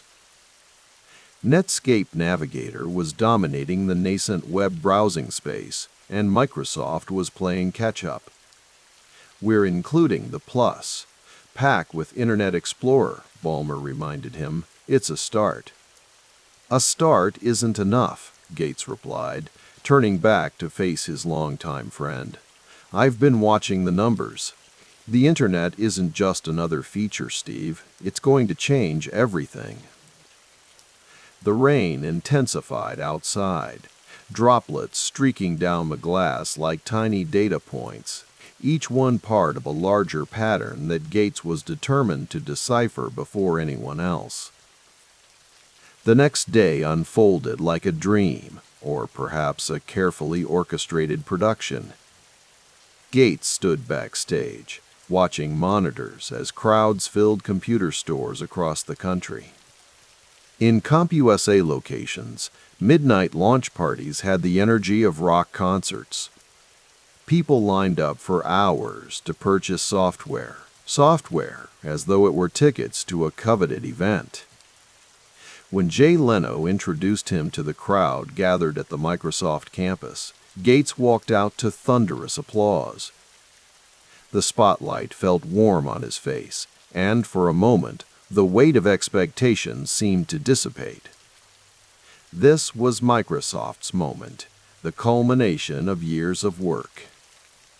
Windows 95 is about making computers more accessible, he told the audience, his voice steady despite the cameras broadcasting the event worldwide. It's about bringing computing to everyone. Later that night, in the quiet of his lakeside home, Gates sat alone in his library. The launch had been perfect, Leno's jokes landing well, the demonstrations running smoothly, Jennifer Aniston and Matthew Perry's promotional video playing to laughter and applause. The world's media was declaring Windows 95 not just a software release but a cultural phenomenon. Yet as he flipped through early sales projections, 7 million copies in the first 5 weeks seemed assured his mind was already elsewhere, fixed on the blue E icon that represented Internet Explorer. Version 1.0 was primitive compared to Netscape, and Gates knew it. He pulled out a notebook and began writing, formulating the strategy that would define the next 2 years of Microsoft's existence. Spring 1996 brought cherry blossoms to Seattle and a growing sense of urgency to Microsoft's corridors. In his corner office, Gates reviewed the latest browser market share numbers, his expression tightening. Netscape commanded over 80% of the market, their Navigator browser becoming synonymous with the Internet itself. Paul Maritz, one of Gates's most trusted executives, sat across from him, a stack of reports between them. "They're talking about Java becoming the new operating system," Maritz said, his South African accent emphasizing the gravity of his words. Sun Microsystems is positioning it as write once, run anywhere. "Which means write once, run nowhere," Gates responded with characteristic sharpness. "But perception matters.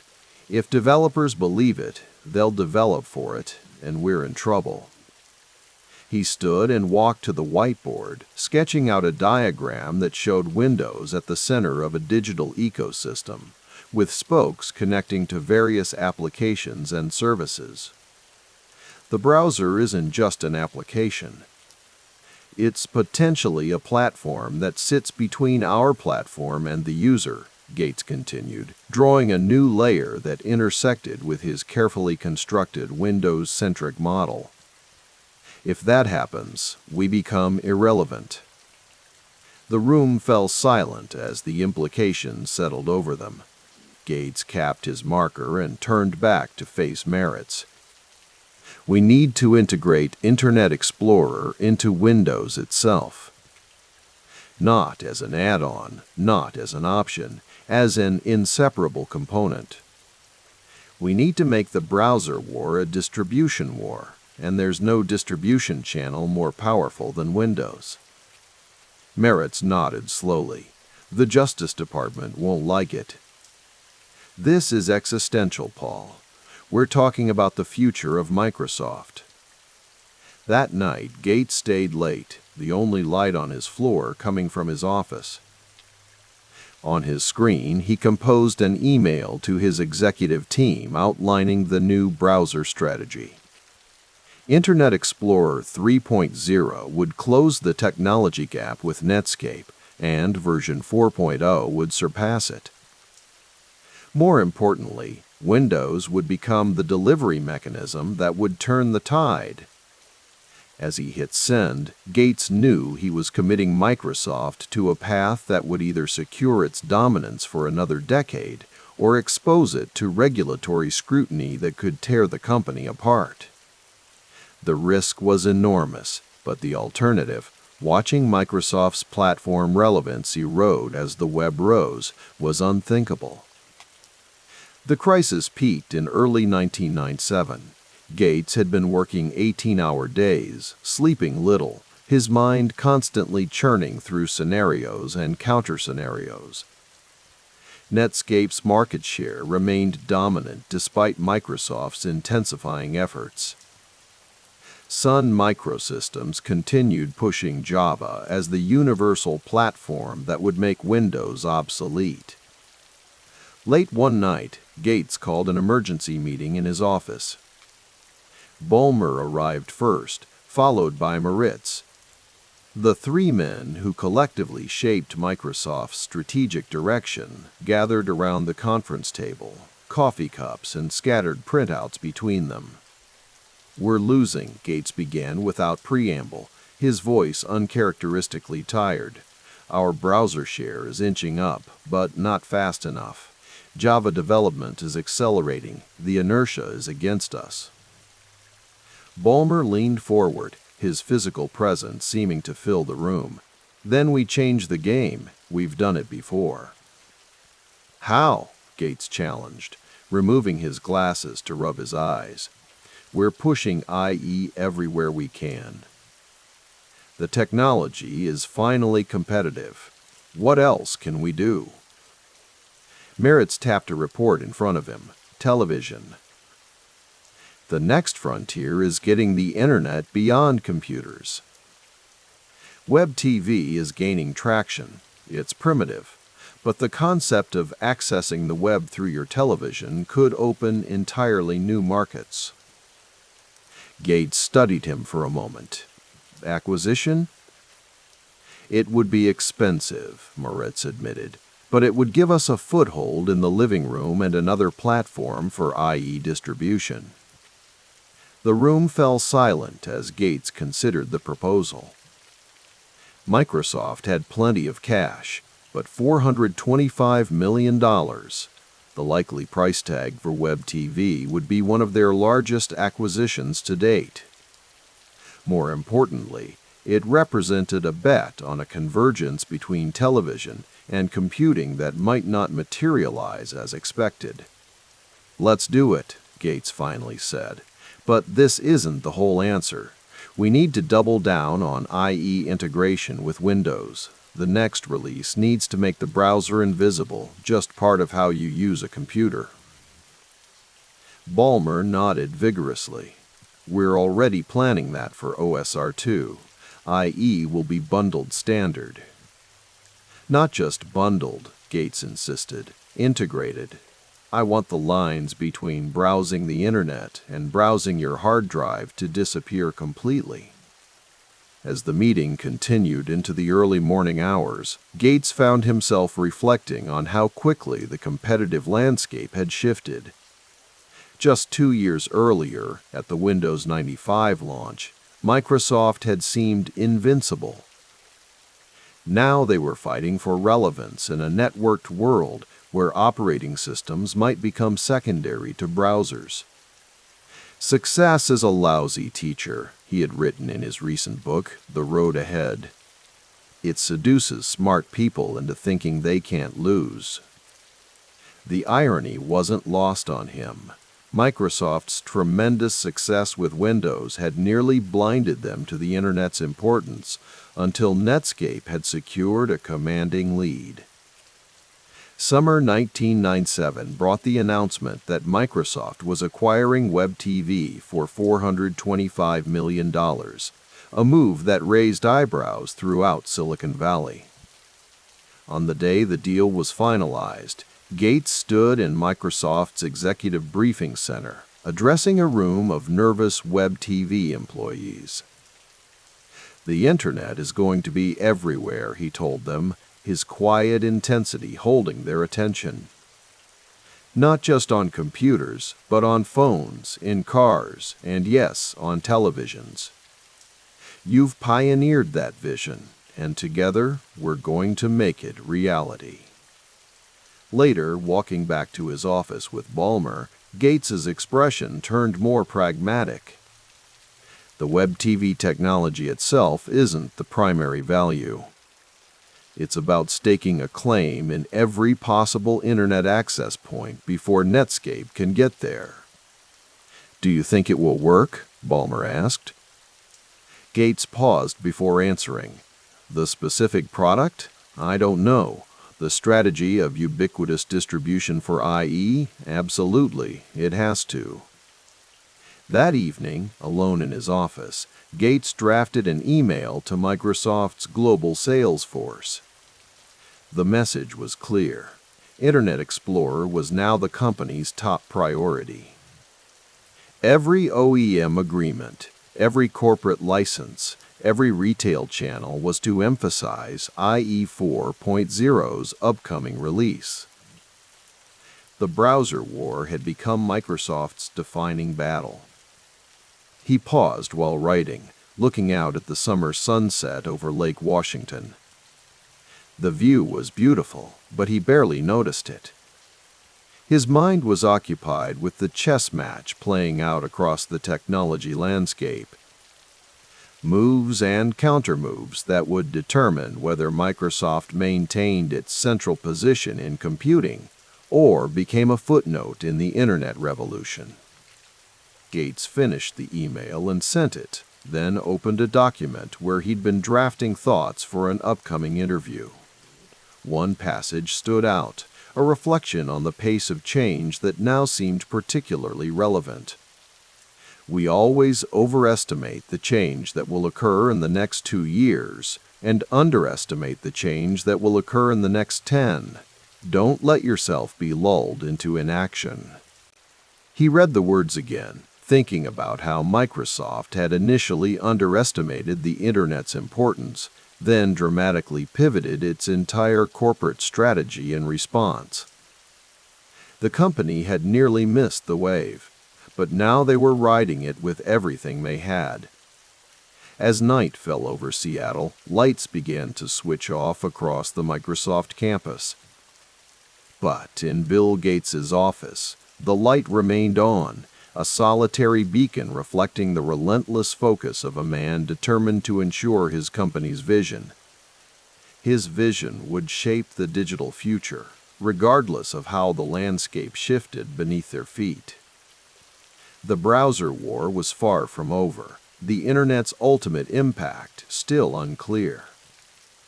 But Microsoft was all in now. Its distribution power, its development resources, and its sheer determination aligned toward a single goal, ensuring that in the new connected world, Windows and by extension, Microsoft remained at the center of how people experienced technology. Rain began to fall again, a gentle percussion against the windows, as Gates continued working into the night, alone with his strategies and the weight of a company's future. The late August sunlight filtered through the blinds of the conference room, casting prison bar shadows across Bill Gates's face as he sat uncomfortably under the relentless questioning of Department of Justice attorney David Boies. The videotaped deposition had been going for hours, and Gates, accustomed to being the smartest person in any room, was growing visibly irritated.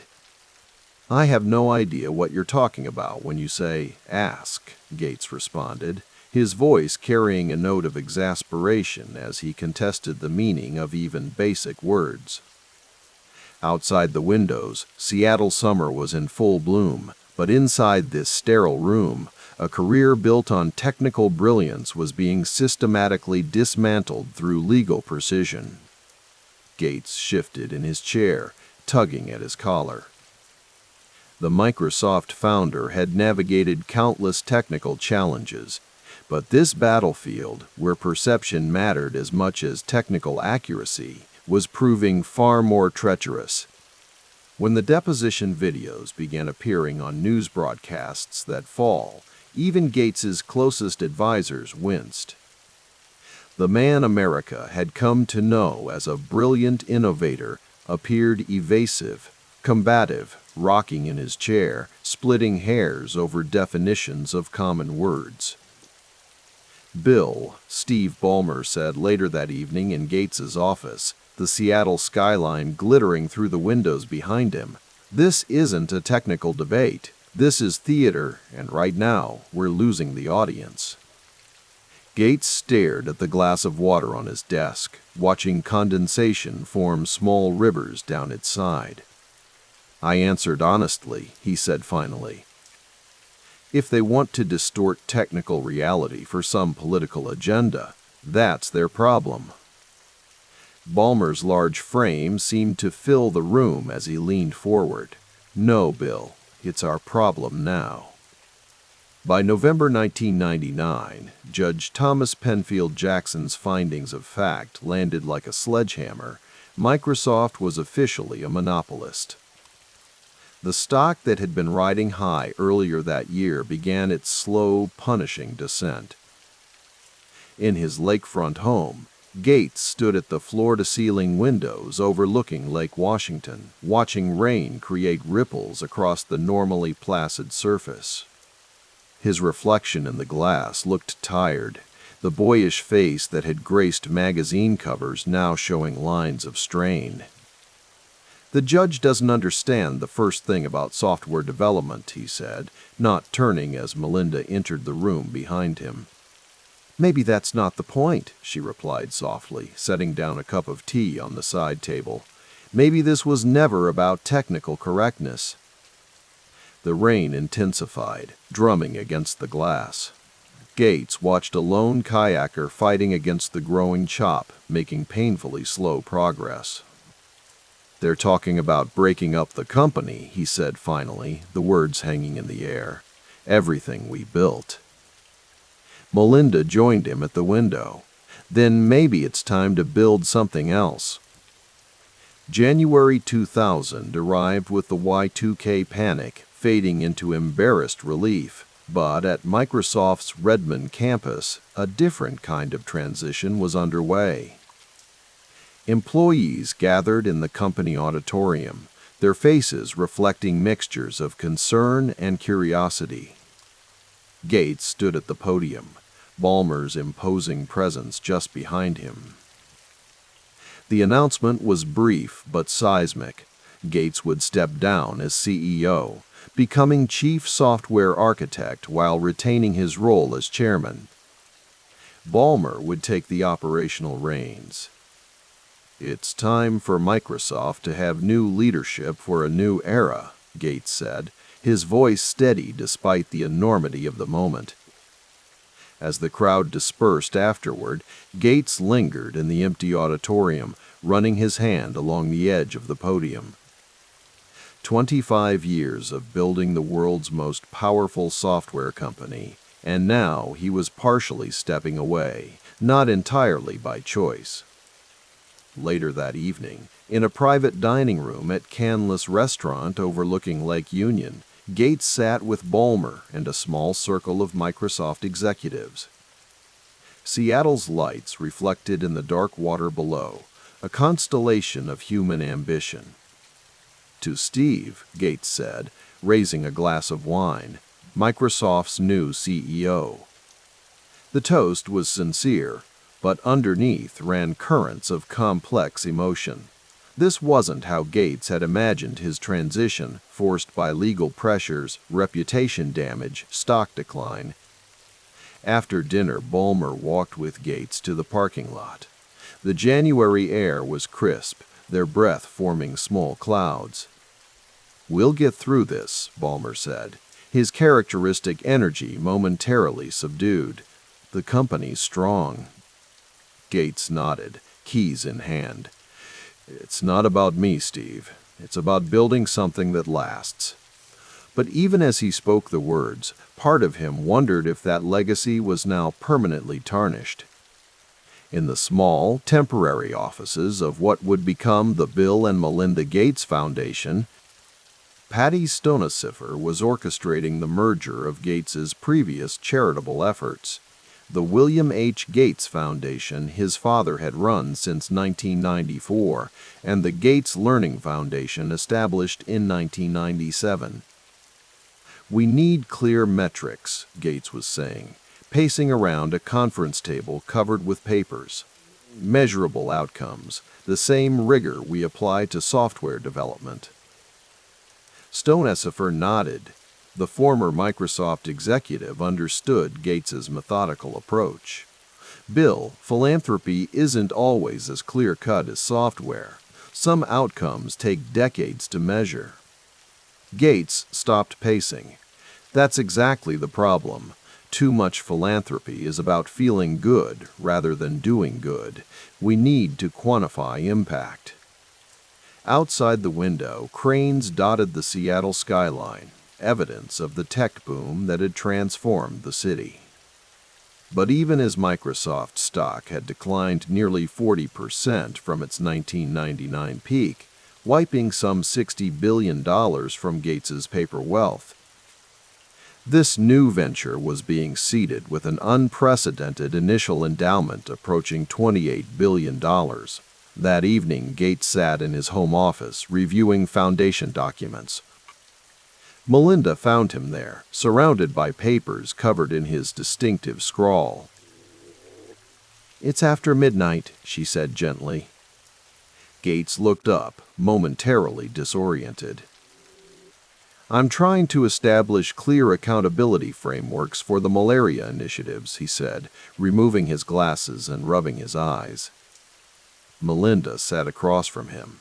"You know, for someone who just lost tens of billions on paper, you seem remarkably focused." Gates offered a tired smile. Money was never the point. Impact was. "And now?" she asked.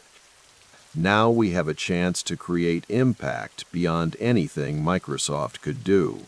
He gestured to the papers. Global health, education, these problems are solvable with the right approaches. The April 2000 ruling was devastating. Judge Jackson had not only found Microsoft to be a monopolist, but ordered the most severe remedy. Microsoft would be split into two companies, one for operating systems, another for applications. In his office, Gates sat with Microsoft's legal team, the mood funereal despite the spring sunshine outside. "We'll appeal," said Bill Newcomb, Microsoft's general counsel, his bow tie somehow still perfectly straight despite the crisis. "The Court of Appeals will see the flaws in Jackson's reasoning." Gates nodded, but his mind was elsewhere. The legal costs alone had already exceeded $100 million, with no end in sight. More costly was the distraction, executives spending countless hours in depositions and strategy sessions instead of focusing on products and innovation. Later that day, Gates called his father, Bill Sr., who had been managing the William H. Gates Foundation. "The ruling came down," Gates said simply when his father answered. "I saw the news," the elder Gates replied. His voice carried the steadiness of a man who had weathered many storms. "How are you holding up?" "I'm fine," Gates said automatically, then paused. "Actually, I'm angry. They're punishing success, Dad. We built better products, competed hard, and now they want to tear it apart." "Perhaps," his father said carefully, "but there's a difference between winning and how you win." The words hung in the air, uncomfortable but impossible to dismiss. By late 2000, as the presidential election descended into hanging Chad chaos, the Foundation's work was accelerating. Gates had gathered a team of global health experts at his home, the atmosphere electric with possibility despite the continuing legal battles. "Vaccines represent the highest leverage intervention in public health," said one epidemiologist, pointing to charts showing cost-effectiveness ratios. "Dollar for dollar, nothing else comes close." Gates nodded, absorbing the data. "Then we focus there. What's preventing universal vaccination? Supply chains, cost, cultural barriers?" As the experts outlined challenges, Gates's notebook filled with diagrams and calculations, the same analytical approach he had applied to software problems now directed at human suffering. Later, walking the grounds with Melinda, he stopped to look out over Lake Washington. The Microsoft campus was visible in the distance, a collection of buildings that represented his life's work. "Strange, isn't it?" he said. "Over there, I'm still seen as the monopolist, the bully. Here, we're working to save children's lives." Melinda took his hand. "People are complicated. Legacies are complicated. I keep thinking about what Dad said about the difference between winning and how you win." He shook his head. "At Microsoft, I was so focused on beating the competition that I didn't always see how it looked from the outside. And now? Now I see that technical correctness isn't enough. You have to bring people along, build consensus." A leaf drifted down between them, autumn asserting itself. In November 2001, with the nation still reeling from the September 11 attacks, Microsoft reached a settlement with the Department of Justice. The company would remain intact, but operate under a consent decree with oversight for years to come. In Gates' office, a small group gathered to mark the moment. The relief was palpable. No breakup, though the constraints were significant. 3 years, millions of dollars, and immeasurable distraction, said Brad Smith, who had become a key legal strategist. "But we survived." Gates nodded, gazing out at the campus. The settlement came under a new administration, different judges, a changed world. The dot-com bubble had burst spectacularly. The NASDAQ had plummeted from over 5,000 to under 1,500. Many of Microsoft's fiercest competitors had vanished. "Survival isn't enough," Gates said finally. "We need to rebuild, not just the company, but how people see us." That evening, in the Foundation's newly established headquarters, a building designed with open spaces and transparency in mind, Gates reviewed materials about a new global vaccination program. A photo on his desk showed his family, Melinda, their young daughter Jennifer, and infant son Rory. Next to it sat a framed Seattle Times headline from the antitrust battle, a reminder of the cost of hubris. Outside, the lights of Seattle glowed through an autumn mist. The city transformed from the provincial Boeing town of his youth into a global technology hub, a transformation he had helped create, for better or worse. Gates closed the Foundation document he'd been reviewing and switched off his desk lamp. In the darkness, he could see both reflections, the monopolist who had built an empire and the philanthropist who was now using that fortune to tackle humanity's greatest challenges. The path between those two identities had been neither straight nor painless. It had cost him tens of billions in wealth, the CEO position of his own company, and a reputation that might never fully recover. Yet in that crucible, something new had emerged, a purpose that transcended market share and stock prices. As he stood to leave, Gates took one last look at the city lights. The antitrust wars had taught him the hardest lesson of his career, that being right or believing you were right wasn't enough. How you wielded power mattered. How you treated others mattered. The philanthropist who would emerge from those battles would still carry the engineer's precision, the strategist's vision, the competitor's drive. But he would apply those traits to different problems, on a different stage. The monopolist was becoming something else entirely, though whether the world would ever fully separate the two remained to be seen. The rain fell against the windows of the Cascade investment offices in Kirkland, Washington, a persistent rhythm that matched the quiet intensity of the man seated at the desk. Bill Gates gazed at the financial reports spread before him, his reading glasses perched on the bridge of his nose. It was late 2002, and Microsoft had weathered its slowest growth period since the company's inception, though it had managed to avoid any loss years even amid the tech bubble's collapse. The antitrust dust is settling, but the aftershocks continue, Michael Larson observed, standing near the floor-to-ceiling windows that offered a view of Lake Washington in the distance. Larson had been managing Gates's personal wealth since 1994, transforming Cascade Investment into a sophisticated vehicle for the Microsoft founder's growing fortune. Gates nodded, removing his glasses. The Justice Department settlement is behind us, but we still have the state actions to deal with. And Europe, he trailed off, thinking of the brewing regulatory challenges across the Atlantic that would eventually result in significant fines. Microsoft's resilient, Larson said, but diversification remains the priority. This was the essence of their working relationship. Larson, the quiet architect of a wealth structure that would ultimately span public equities.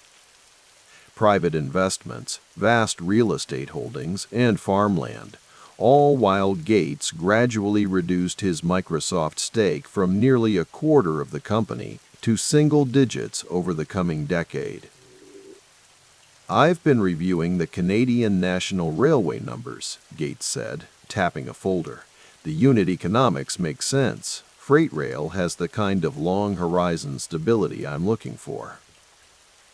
This was the pattern that had developed: meticulous due diligence, direct questioning of CEOs about fundamentals, a natural skepticism toward hype that had helped Gates avoid the worst excesses of the dot-com bubble. He approached investing with the same intensity he'd once reserved for software code, developing a philosophy that increasingly mirrored his friend Warren Buffett's. The foundation headquarters buzzed with activity on a gray Seattle afternoon in 2005. Melinda Gates walked alongside her husband down the corridor, their footsteps echoing against the polished floors. The Bill and Melinda Gates Foundation had been operational for 5 years and was rapidly scaling its ambitions in global health. "The polio numbers from India are encouraging," Melinda said, reviewing data from their vaccination programs.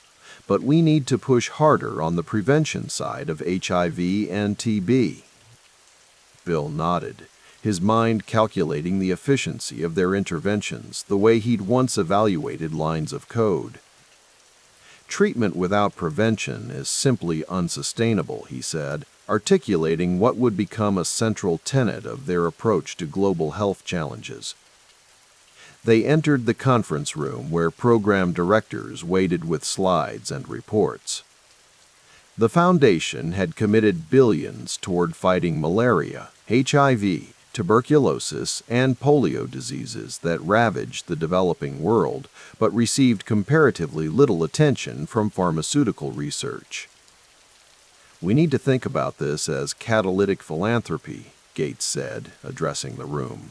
"De-risk the initial investments, prove the model works, then scale through partnerships." His approach was deliberate, applying business principles to charitable giving, demanding metrics and measurable outcomes. It was this methodology that generated both admiration and criticism. To supporters, Gates was saving millions of lives through evidence-based interventions. To critics, he represented a new form of philanthropic colonialism, an unelected billionaire shaping health priorities across Africa and Asia. Later that evening, alone in his office overlooking Lake Washington, Gates reviewed the foundation's education initiatives. The small schools program had been underway for years, but preliminary data suggested the results weren't matching expectations. He made notes in the margins of the report. By 2009, he would publicly acknowledge that this particular initiative had largely failed. A rare admission that even billions of dollars couldn't solve every problem through sheer force of resources. The limestone and glass expanse of the Gates residence, nicknamed Xanadu 2.0 by the press, rose from the Medina hillside like a physical manifestation of accumulated wealth and precise taste. At approximately 66,000 square feet, the home had become both functional workspace and symbol, featuring libraries, meeting rooms, and a trampoline room for his children. In his private gallery, Gates stood before the Codex Leicester, Leonardo da Vinci's 16th-century scientific journal that he had purchased in 1994 for $30.8 million. The manuscript, with its mirror-image handwriting and intricate diagrams, reflected Gates's appreciation for historical knowledge and scientific inquiry, wealth displayed not through gaudy excess, but refined connoisseurship. "I've always found it remarkable," came Warren Buffett's voice from behind him. The Berkshire Hathaway chairman had arrived for one of their regular meetings, their friendship having deepened since their first meeting in 1991. That a man could be so far ahead of his time, Gates asked, still studying the manuscript. That, and the fact that you can display it in your home, rather than it being locked away in some museum basement. Buffett replied with characteristic plainness. Gates smiled. The two men represented different generations, but shared an investment philosophy built on patience, fundamentals, and skepticism toward financial fads. Their conversations ranged from business strategy to philanthropy, mathematics to human nature. Later that evening, they sat in Gates's library as Seattle's lights twinkled across Lake Washington. The conversation had turned to Buffett's unprecedented decision to donate the majority of his fortune to the Gates Foundation. "The administrative infrastructure already exists," Buffett explained, sipping his cherry Coke. "No need to reinvent the wheel when you've built something that works." Gates appeared genuinely humbled. "It's an extraordinary responsibility," he said quietly. "One that I trust you'll meet," Buffett replied. "The question that matters is how to do the most good per dollar spent. That's an engineering problem as much as a moral one." This framing resonated with Gates. Reducing complex humanitarian challenges to optimization problems that could be solved through data, innovation, and strategic capital deployment. The rain had stopped by the time Gates arrived at the Foundation's campus in 2011. The previous years had seen both triumphs and setbacks. On the global health front, vaccination programs were showing measurable success. India would be declared polio-free by 2014, a major milestone. The Foundation's agricultural development initiatives were introducing new seed varieties with drought resistance properties to farmers across Africa and Asia.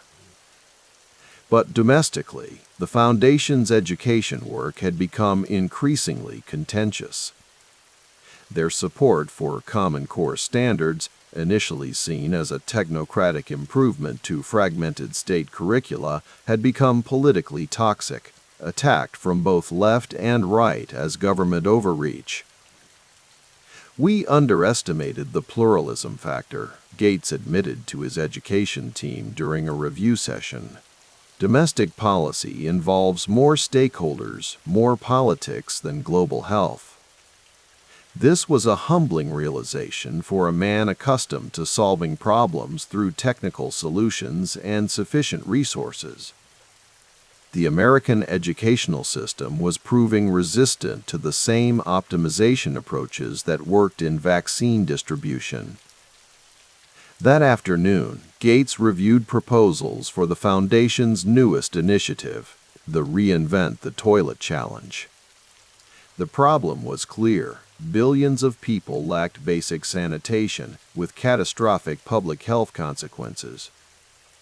The engineering challenge was to develop toilets that could function without connections to water, sewer, or electrical lines while converting human waste into useful resources. This is exactly the kind of catalytic investment we should be making, Gates said, approving the initiative. Create technology that doesn't exist, prove it works, then scale through partners. It represented his evolving approach to philanthropy, identifying market failures where neither governments nor private industry had incentive to invest, then using his resources to jumpstart innovation. The Microsoft boardroom felt different in 2013. Gates still served as chairman, but his day-to-day involvement had diminished significantly since stepping back from full-time work in 2008. Satya Nadella, who would soon be named CEO, was presenting the company's cloud strategy. Gates listened intently, occasionally asking technical questions that revealed his continued grasp of computing's evolution. The company he'd founded was transforming, no longer the commanding industry titan of the 1990s, but still enormously profitable and working to remain relevant in a world increasingly dominated by Google, Apple, Facebook, and Amazon. The cloud infrastructure investments are substantial, Nadella explained, but the economics become compelling at scale. Gates nodded, thinking how Microsoft had weathered transitions before, from DOS to Windows, from standalone computing to internet connectivity. This latest shift toward cloud services represented yet another reinvention. After the meeting, Brad Smith, Microsoft's general counsel who had become the company's public face on regulatory matters, walked with Gates to his office. The EU competition case is moving toward a resolution, Smith explained. But the fines will be substantial. Gates sighed. The antitrust battles that had begun in the late 1990s continued to echo through regulatory actions worldwide. "We'll weather it," he said simply. Microsoft had learned to maintain a more conciliatory compliance and lobbying posture since the bruising antitrust fights of years past. The Cascade investment offices had expanded since their founding in 1995. Michael Larson maintained his characteristically low profile despite overseeing what had become one of the world's largest personal fortunes. The investment approach remained consistent: long horizon holdings, cash, generative businesses, and significant stakes in companies like Berkshire Hathaway, Canadian National Railway, AutoNation, and Waste Management. The farmland acquisitions in Nebraska are finalized, Larson reported during their quarterly review in early 2014. Gates's portfolio now included approximately 100,000 acres of agricultural land across multiple states, part of a strategy that viewed farmland as both a stable investment and platform for agricultural innovation.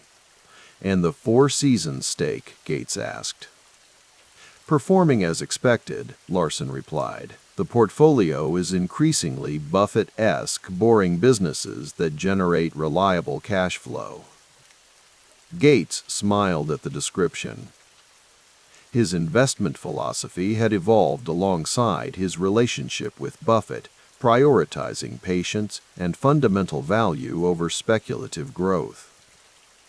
When technology entrepreneurs approached him about cryptocurrency investments in the early 2010s, Gates had remained skeptical, seeing more hype than substance. The portfolio's composition reflected a gradual transformation, from a fortune built on Microsoft stock to a diversified collection of assets spanning multiple sectors and geographies. Through both sales and donations, Gates had reduced his Microsoft ownership from its peak of around 45% toward single digits, a process that would continue in the coming decade. In the Foundation's conference room later that week, Gates reviewed plans for his transition away from Microsoft's chairmanship. After stepping back from day-to-day operations in 2008 to focus on philanthropy, 2014 would mark his departure as chairman, though he would remain a technology advisor. "It's time," he said simply to Melinda, who nodded in understanding. The Foundation had grown into the world's largest private philanthropic organization, with billions deployed annually across global health, development, and U.S. education programs. Their sanitation initiatives were showing promise. The Omni-processor prototype could convert sewage into clean water and electricity, though scaling remained challenging. "We've learned a lot about what works and what doesn't," Gates reflected. The Small Schools Initiative had largely failed to deliver expected outcomes. He had publicly acknowledged this in 2009. The education team had pivoted toward teacher effectiveness and digital learning tools, though these efforts faced their own implementation challenges. But in global health, the metrics were more encouraging: vaccination rates rising, disease incidence falling, new technologies being developed for neglected conditions. The Foundation had helped establish Gavi, the Vaccine Alliance, and supported the Global Fund to fight AIDS, tuberculosis, and malaria.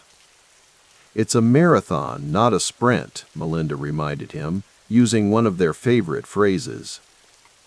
Gates nodded, his mind already calculating the next set of problems to solve. Climate change was emerging as a priority. The early outlines of what would become breakthrough energy were taking shape in his thinking. Outside the windows, Seattle had transformed during his lifetime from a provincial Boeing town to a global technology hub where Amazon's growth was now eclipsing Microsoft's former dominance. South Lake Union had morphed from industrial wasteland to gleaming towers and biotech labs, while the region struggled with growing inequality, housing shortages, and visible homelessness. As evening fell over Lake Washington, Gates stood at the windows of his library in Xanadu 2.0, contemplating the arc of his life. From software entrepreneur to global philanthropist, from monopolist villain to public health champion, his identity had undergone multiple transformations. He picked up a book on climate science, settling into a chair as the lake's waters reflected the fading light. The problems that occupied him now were vastly different from debugging code or outsmarting competitors. Yet he approached them with the same analytical intensity, breaking down complex challenges into solvable components, deploying resources strategically, measuring outcomes obsessively. The wealth that had once been a scoreboard had become a tool, an instrument for reshaping global priorities according to his data-driven vision of progress. Whether this represented democratic overreach or humanitarian triumph remained fiercely debated. But Gates himself seemed beyond such concerns, his gaze fixed on the measurable, the optimizable, the solvable aspects of human suffering. Outside, the first stars appeared over Seattle, a city transformed by the industry he had helped create, while inside, surrounded by books and technology. Bill Gates continued reading, thinking, calculating, the essential character unchanged even as his role in the world had dramatically evolved.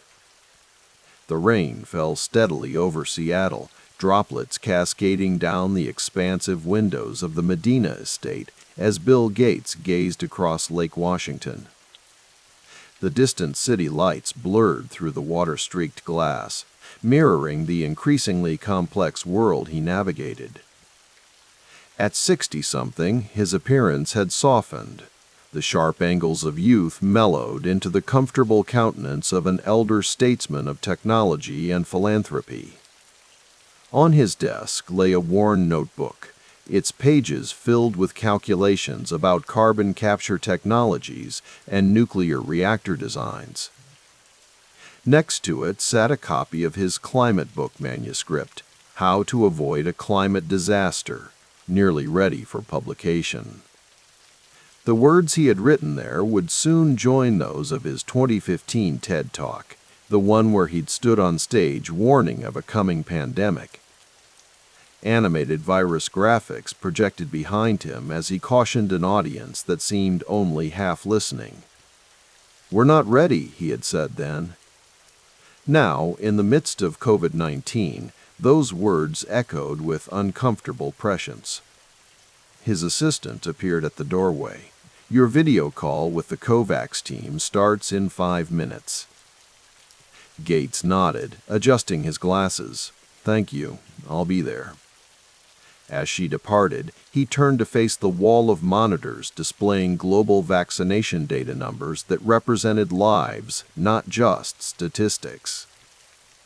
The foundation had committed nearly $2 billion to fighting COVID, supporting vaccine development, manufacturing, and distribution systems intended to reach the world's poorest populations. Yet even as he marshaled resources against the virus, a different kind of contagion spread across social media platforms, conspiracy theories casting him as villain rather than benefactor. Microchips in vaccines, population control, global surveillance. The accusations were as technologically absurd as they were persistent. "Bill?" Melinda appeared in the doorway. Even after decades together, her presence still commanded his attention, though tension lingered in the air between them these days. "The board members are asking about the transition plan." He nodded, understanding the unspoken context. Their marriage was unraveling behind closed doors, a private dissolution with public consequences for their shared philanthropic empire. "I've been thinking about the governance structure," he replied, his tone measured. "We need something sustainable, regardless of personal circumstances." They exchanged a look of mutual understanding, their professional partnership navigating rough waters that their personal one could not weather. After she departed, Gates moved to the conference room for his video call. On the screen, public health officials from around the world appeared in their respective time zones, some in morning light, others in evening shadow. The meeting progressed with the data-driven efficiency that characterized all his endeavors, analyzing vaccination distribution bottlenecks and supply chain challenges. Later that evening, alone in his study, Gates poured a modest scotch and opened his laptop. An email notification appeared, another report about his past meetings with Jeffrey Epstein. He winced, remembering the internal foundation meeting they'd later call the Epstein Reckoning. It was an error in judgment, he had admitted to his team. "I thought those meetings could bring billions toward global health. I was wrong." The admission had cost him in credibility, in trust, in the currency of reputation that even billions couldn't easily rebuild. His phone buzzed with a message from Warren Buffett, a rare friend who understood the paradox of immense wealth. "Bridge tomorrow?"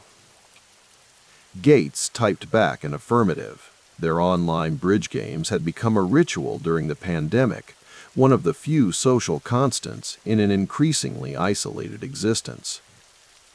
The next morning, he rose early for his daily routine. After breakfast, he stepped onto the indoor trampoline, an eccentric habit that had become a thinking ritual. The gentle bouncing helped ideas flow, problems untangle. Today's thoughts centered on Breakthrough Energy, his climate initiative that represented the third act of his public life. Microsoft had been about software. The foundation about public health and education.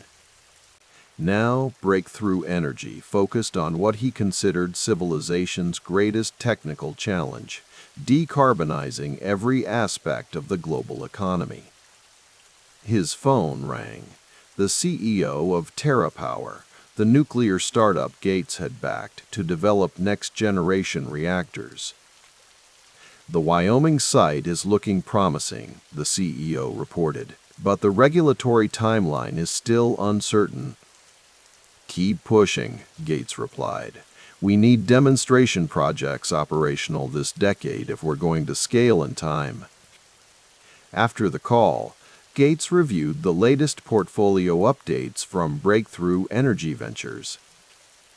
The fund had grown to nearly $1 billion, investing in long-shot technologies, direct air capture, green hydrogen, sustainable aviation fuel, long-duration energy storage. Each represented a potential piece of the climate puzzle. Each required patient capital that traditional markets wouldn't provide. Midday, a notification reminded him of another commitment, a virtual foundation board meeting addressing the ongoing polio eradication campaign in Pakistan and Afghanistan, the last endemic countries. Despite billions invested over decades, the final cases proved stubbornly persistent. We're targeting 2026 for full eradication, the program director explained, but security challenges remain significant. Gates nodded, familiar with the narrative of almost but not quite success. This pattern had become the story of many foundation initiatives, measurable progress that still fell short of the ambitious goals he'd set. Global health metrics showed undeniable improvement, 122 million children vaccinated through Gavi, 42 million people accessing HIV treatment via Global Fund support, yet the eradication targets kept sliding just beyond reach. As evening fell, he walked the grounds of his estate, the rain having temporarily subsided. His security detail maintained a discreet distance as he followed the path along the lake, thinking about the foundation's growth. The endowment now approached $70 billion. Annual grant-making had increased to around $9 billion, and the staff had grown to approximately 1,800 worldwide. Scale brought its own complexities. Critics questioned the foundation's accountability, its market-driven approaches, its outsized influence over global health policy. He understood their concerns theoretically, but struggled with them emotionally. In his mind, the Foundation's work represented rational problem-solving applied to human suffering. What could be more straightforward than that? Yet rationality alone couldn't explain the personal turmoil of recent years. The Microsoft board investigation into his earlier workplace conduct, the Wall Street Journal stories about inappropriate emails to a female employee years ago, his resignation from Microsoft's board in March 2020, officially to focus on philanthropy, but with timing that raised questions. Back in his study, he found Mark, his communications director, waiting with a grimace. Another round of stories about the divorce filing is coming, Mark said. They're rehashing the Epstein connections again. Gates sighed, removing his glasses to rub the bridge of his nose. What's our response? Same as before. Focus on the Foundation's work. Acknowledge past mistakes. Emphasize forward momentum. The prepared statements felt increasingly hollow, even to him. How had he, the detail-oriented systems thinker who could model complex global health interventions, missed the personal and reputational risks of those meetings? It was a blind spot that continued to haunt him. That night, sleep eluded him. He wandered to his library, shelves filled with books on climate science, infectious disease, energy systems, and biographies of historical figures who had navigated similar waters of wealth and legacy. On his desk sat a folder of foundation metrics, the numbers that measured impact. Smallholder farmers reached 16 million. Lives saved through vaccination programs, estimated in the millions. But alongside these figures were others, less easily quantified: trust lost, conspiracy theories spread, the personal cost of public life. His net worth hovered around $129 billion, according to Forbes, making him the fifth richest person globally, a position both empowering and constraining. The divorce settlement had transferred approximately $12.5 billion to Melinda, a rebalancing that reflected their partnership even as it marked its end. The foundation, renamed simply Gates Foundation post-divorce, continued its work with adjusted governance. Dawn found him at his computer, reviewing Cascade's investment holdings. Microsoft shares now represented only about 1.3% of his wealth, a strategic diversification managed by Michael Larson over decades. His largest non-Microsoft position remained Berkshire Hathaway, around $10 billion in Warren Buffett's company. Alongside investments in Canadian National Railway, farmland, approximately 242,000 acres, making him America's largest private farmland owner, and various industrial and technological enterprises. A notification appeared. His annual Think Week retreat was approaching. These structured periods of isolation and reading had evolved since his Microsoft days, but remained central to his thought process. This year's reading list focused on artificial intelligence safety and productivity, a growing concern as AI capabilities accelerated. As morning light strengthened, Gates prepared for a day of back-to-back meetings. His schedule reflected the disciplined approach to time that had defined his professional life. Each hour allocated with precision, each conversation designated with clear objectives. The first appointment was with his memoir writing team.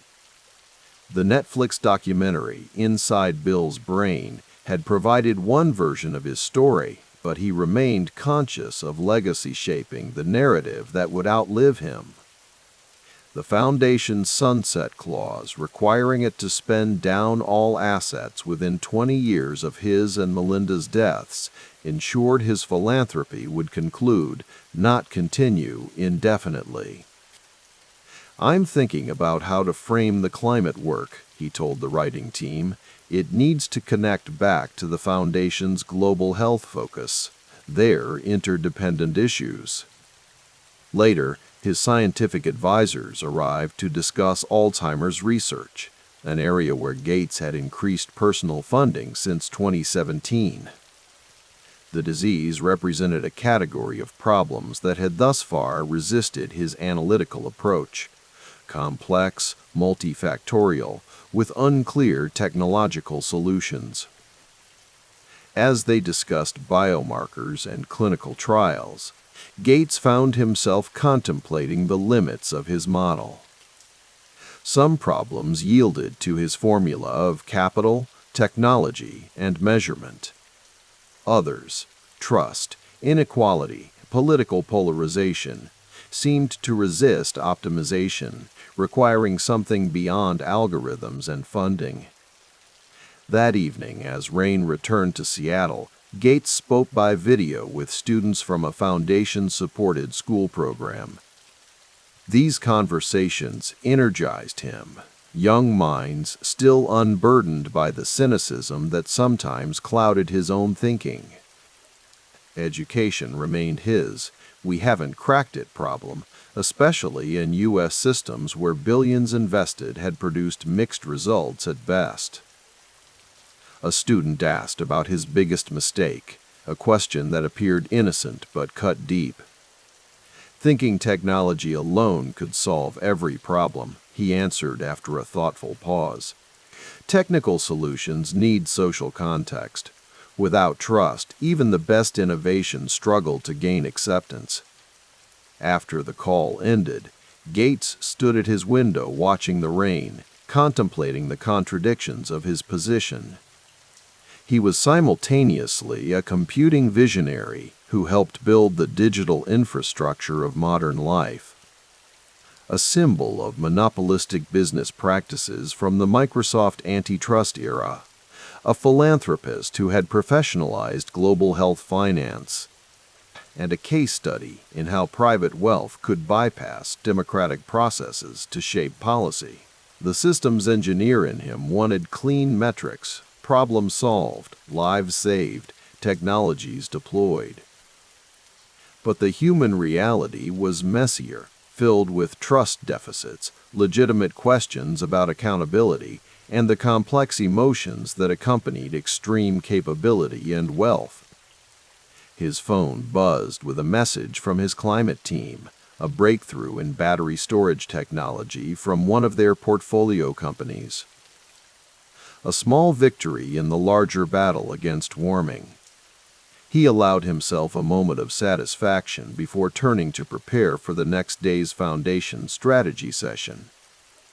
The questions before him now were less about technical possibility and more about governance of institutions, of wealth, and ultimately of himself.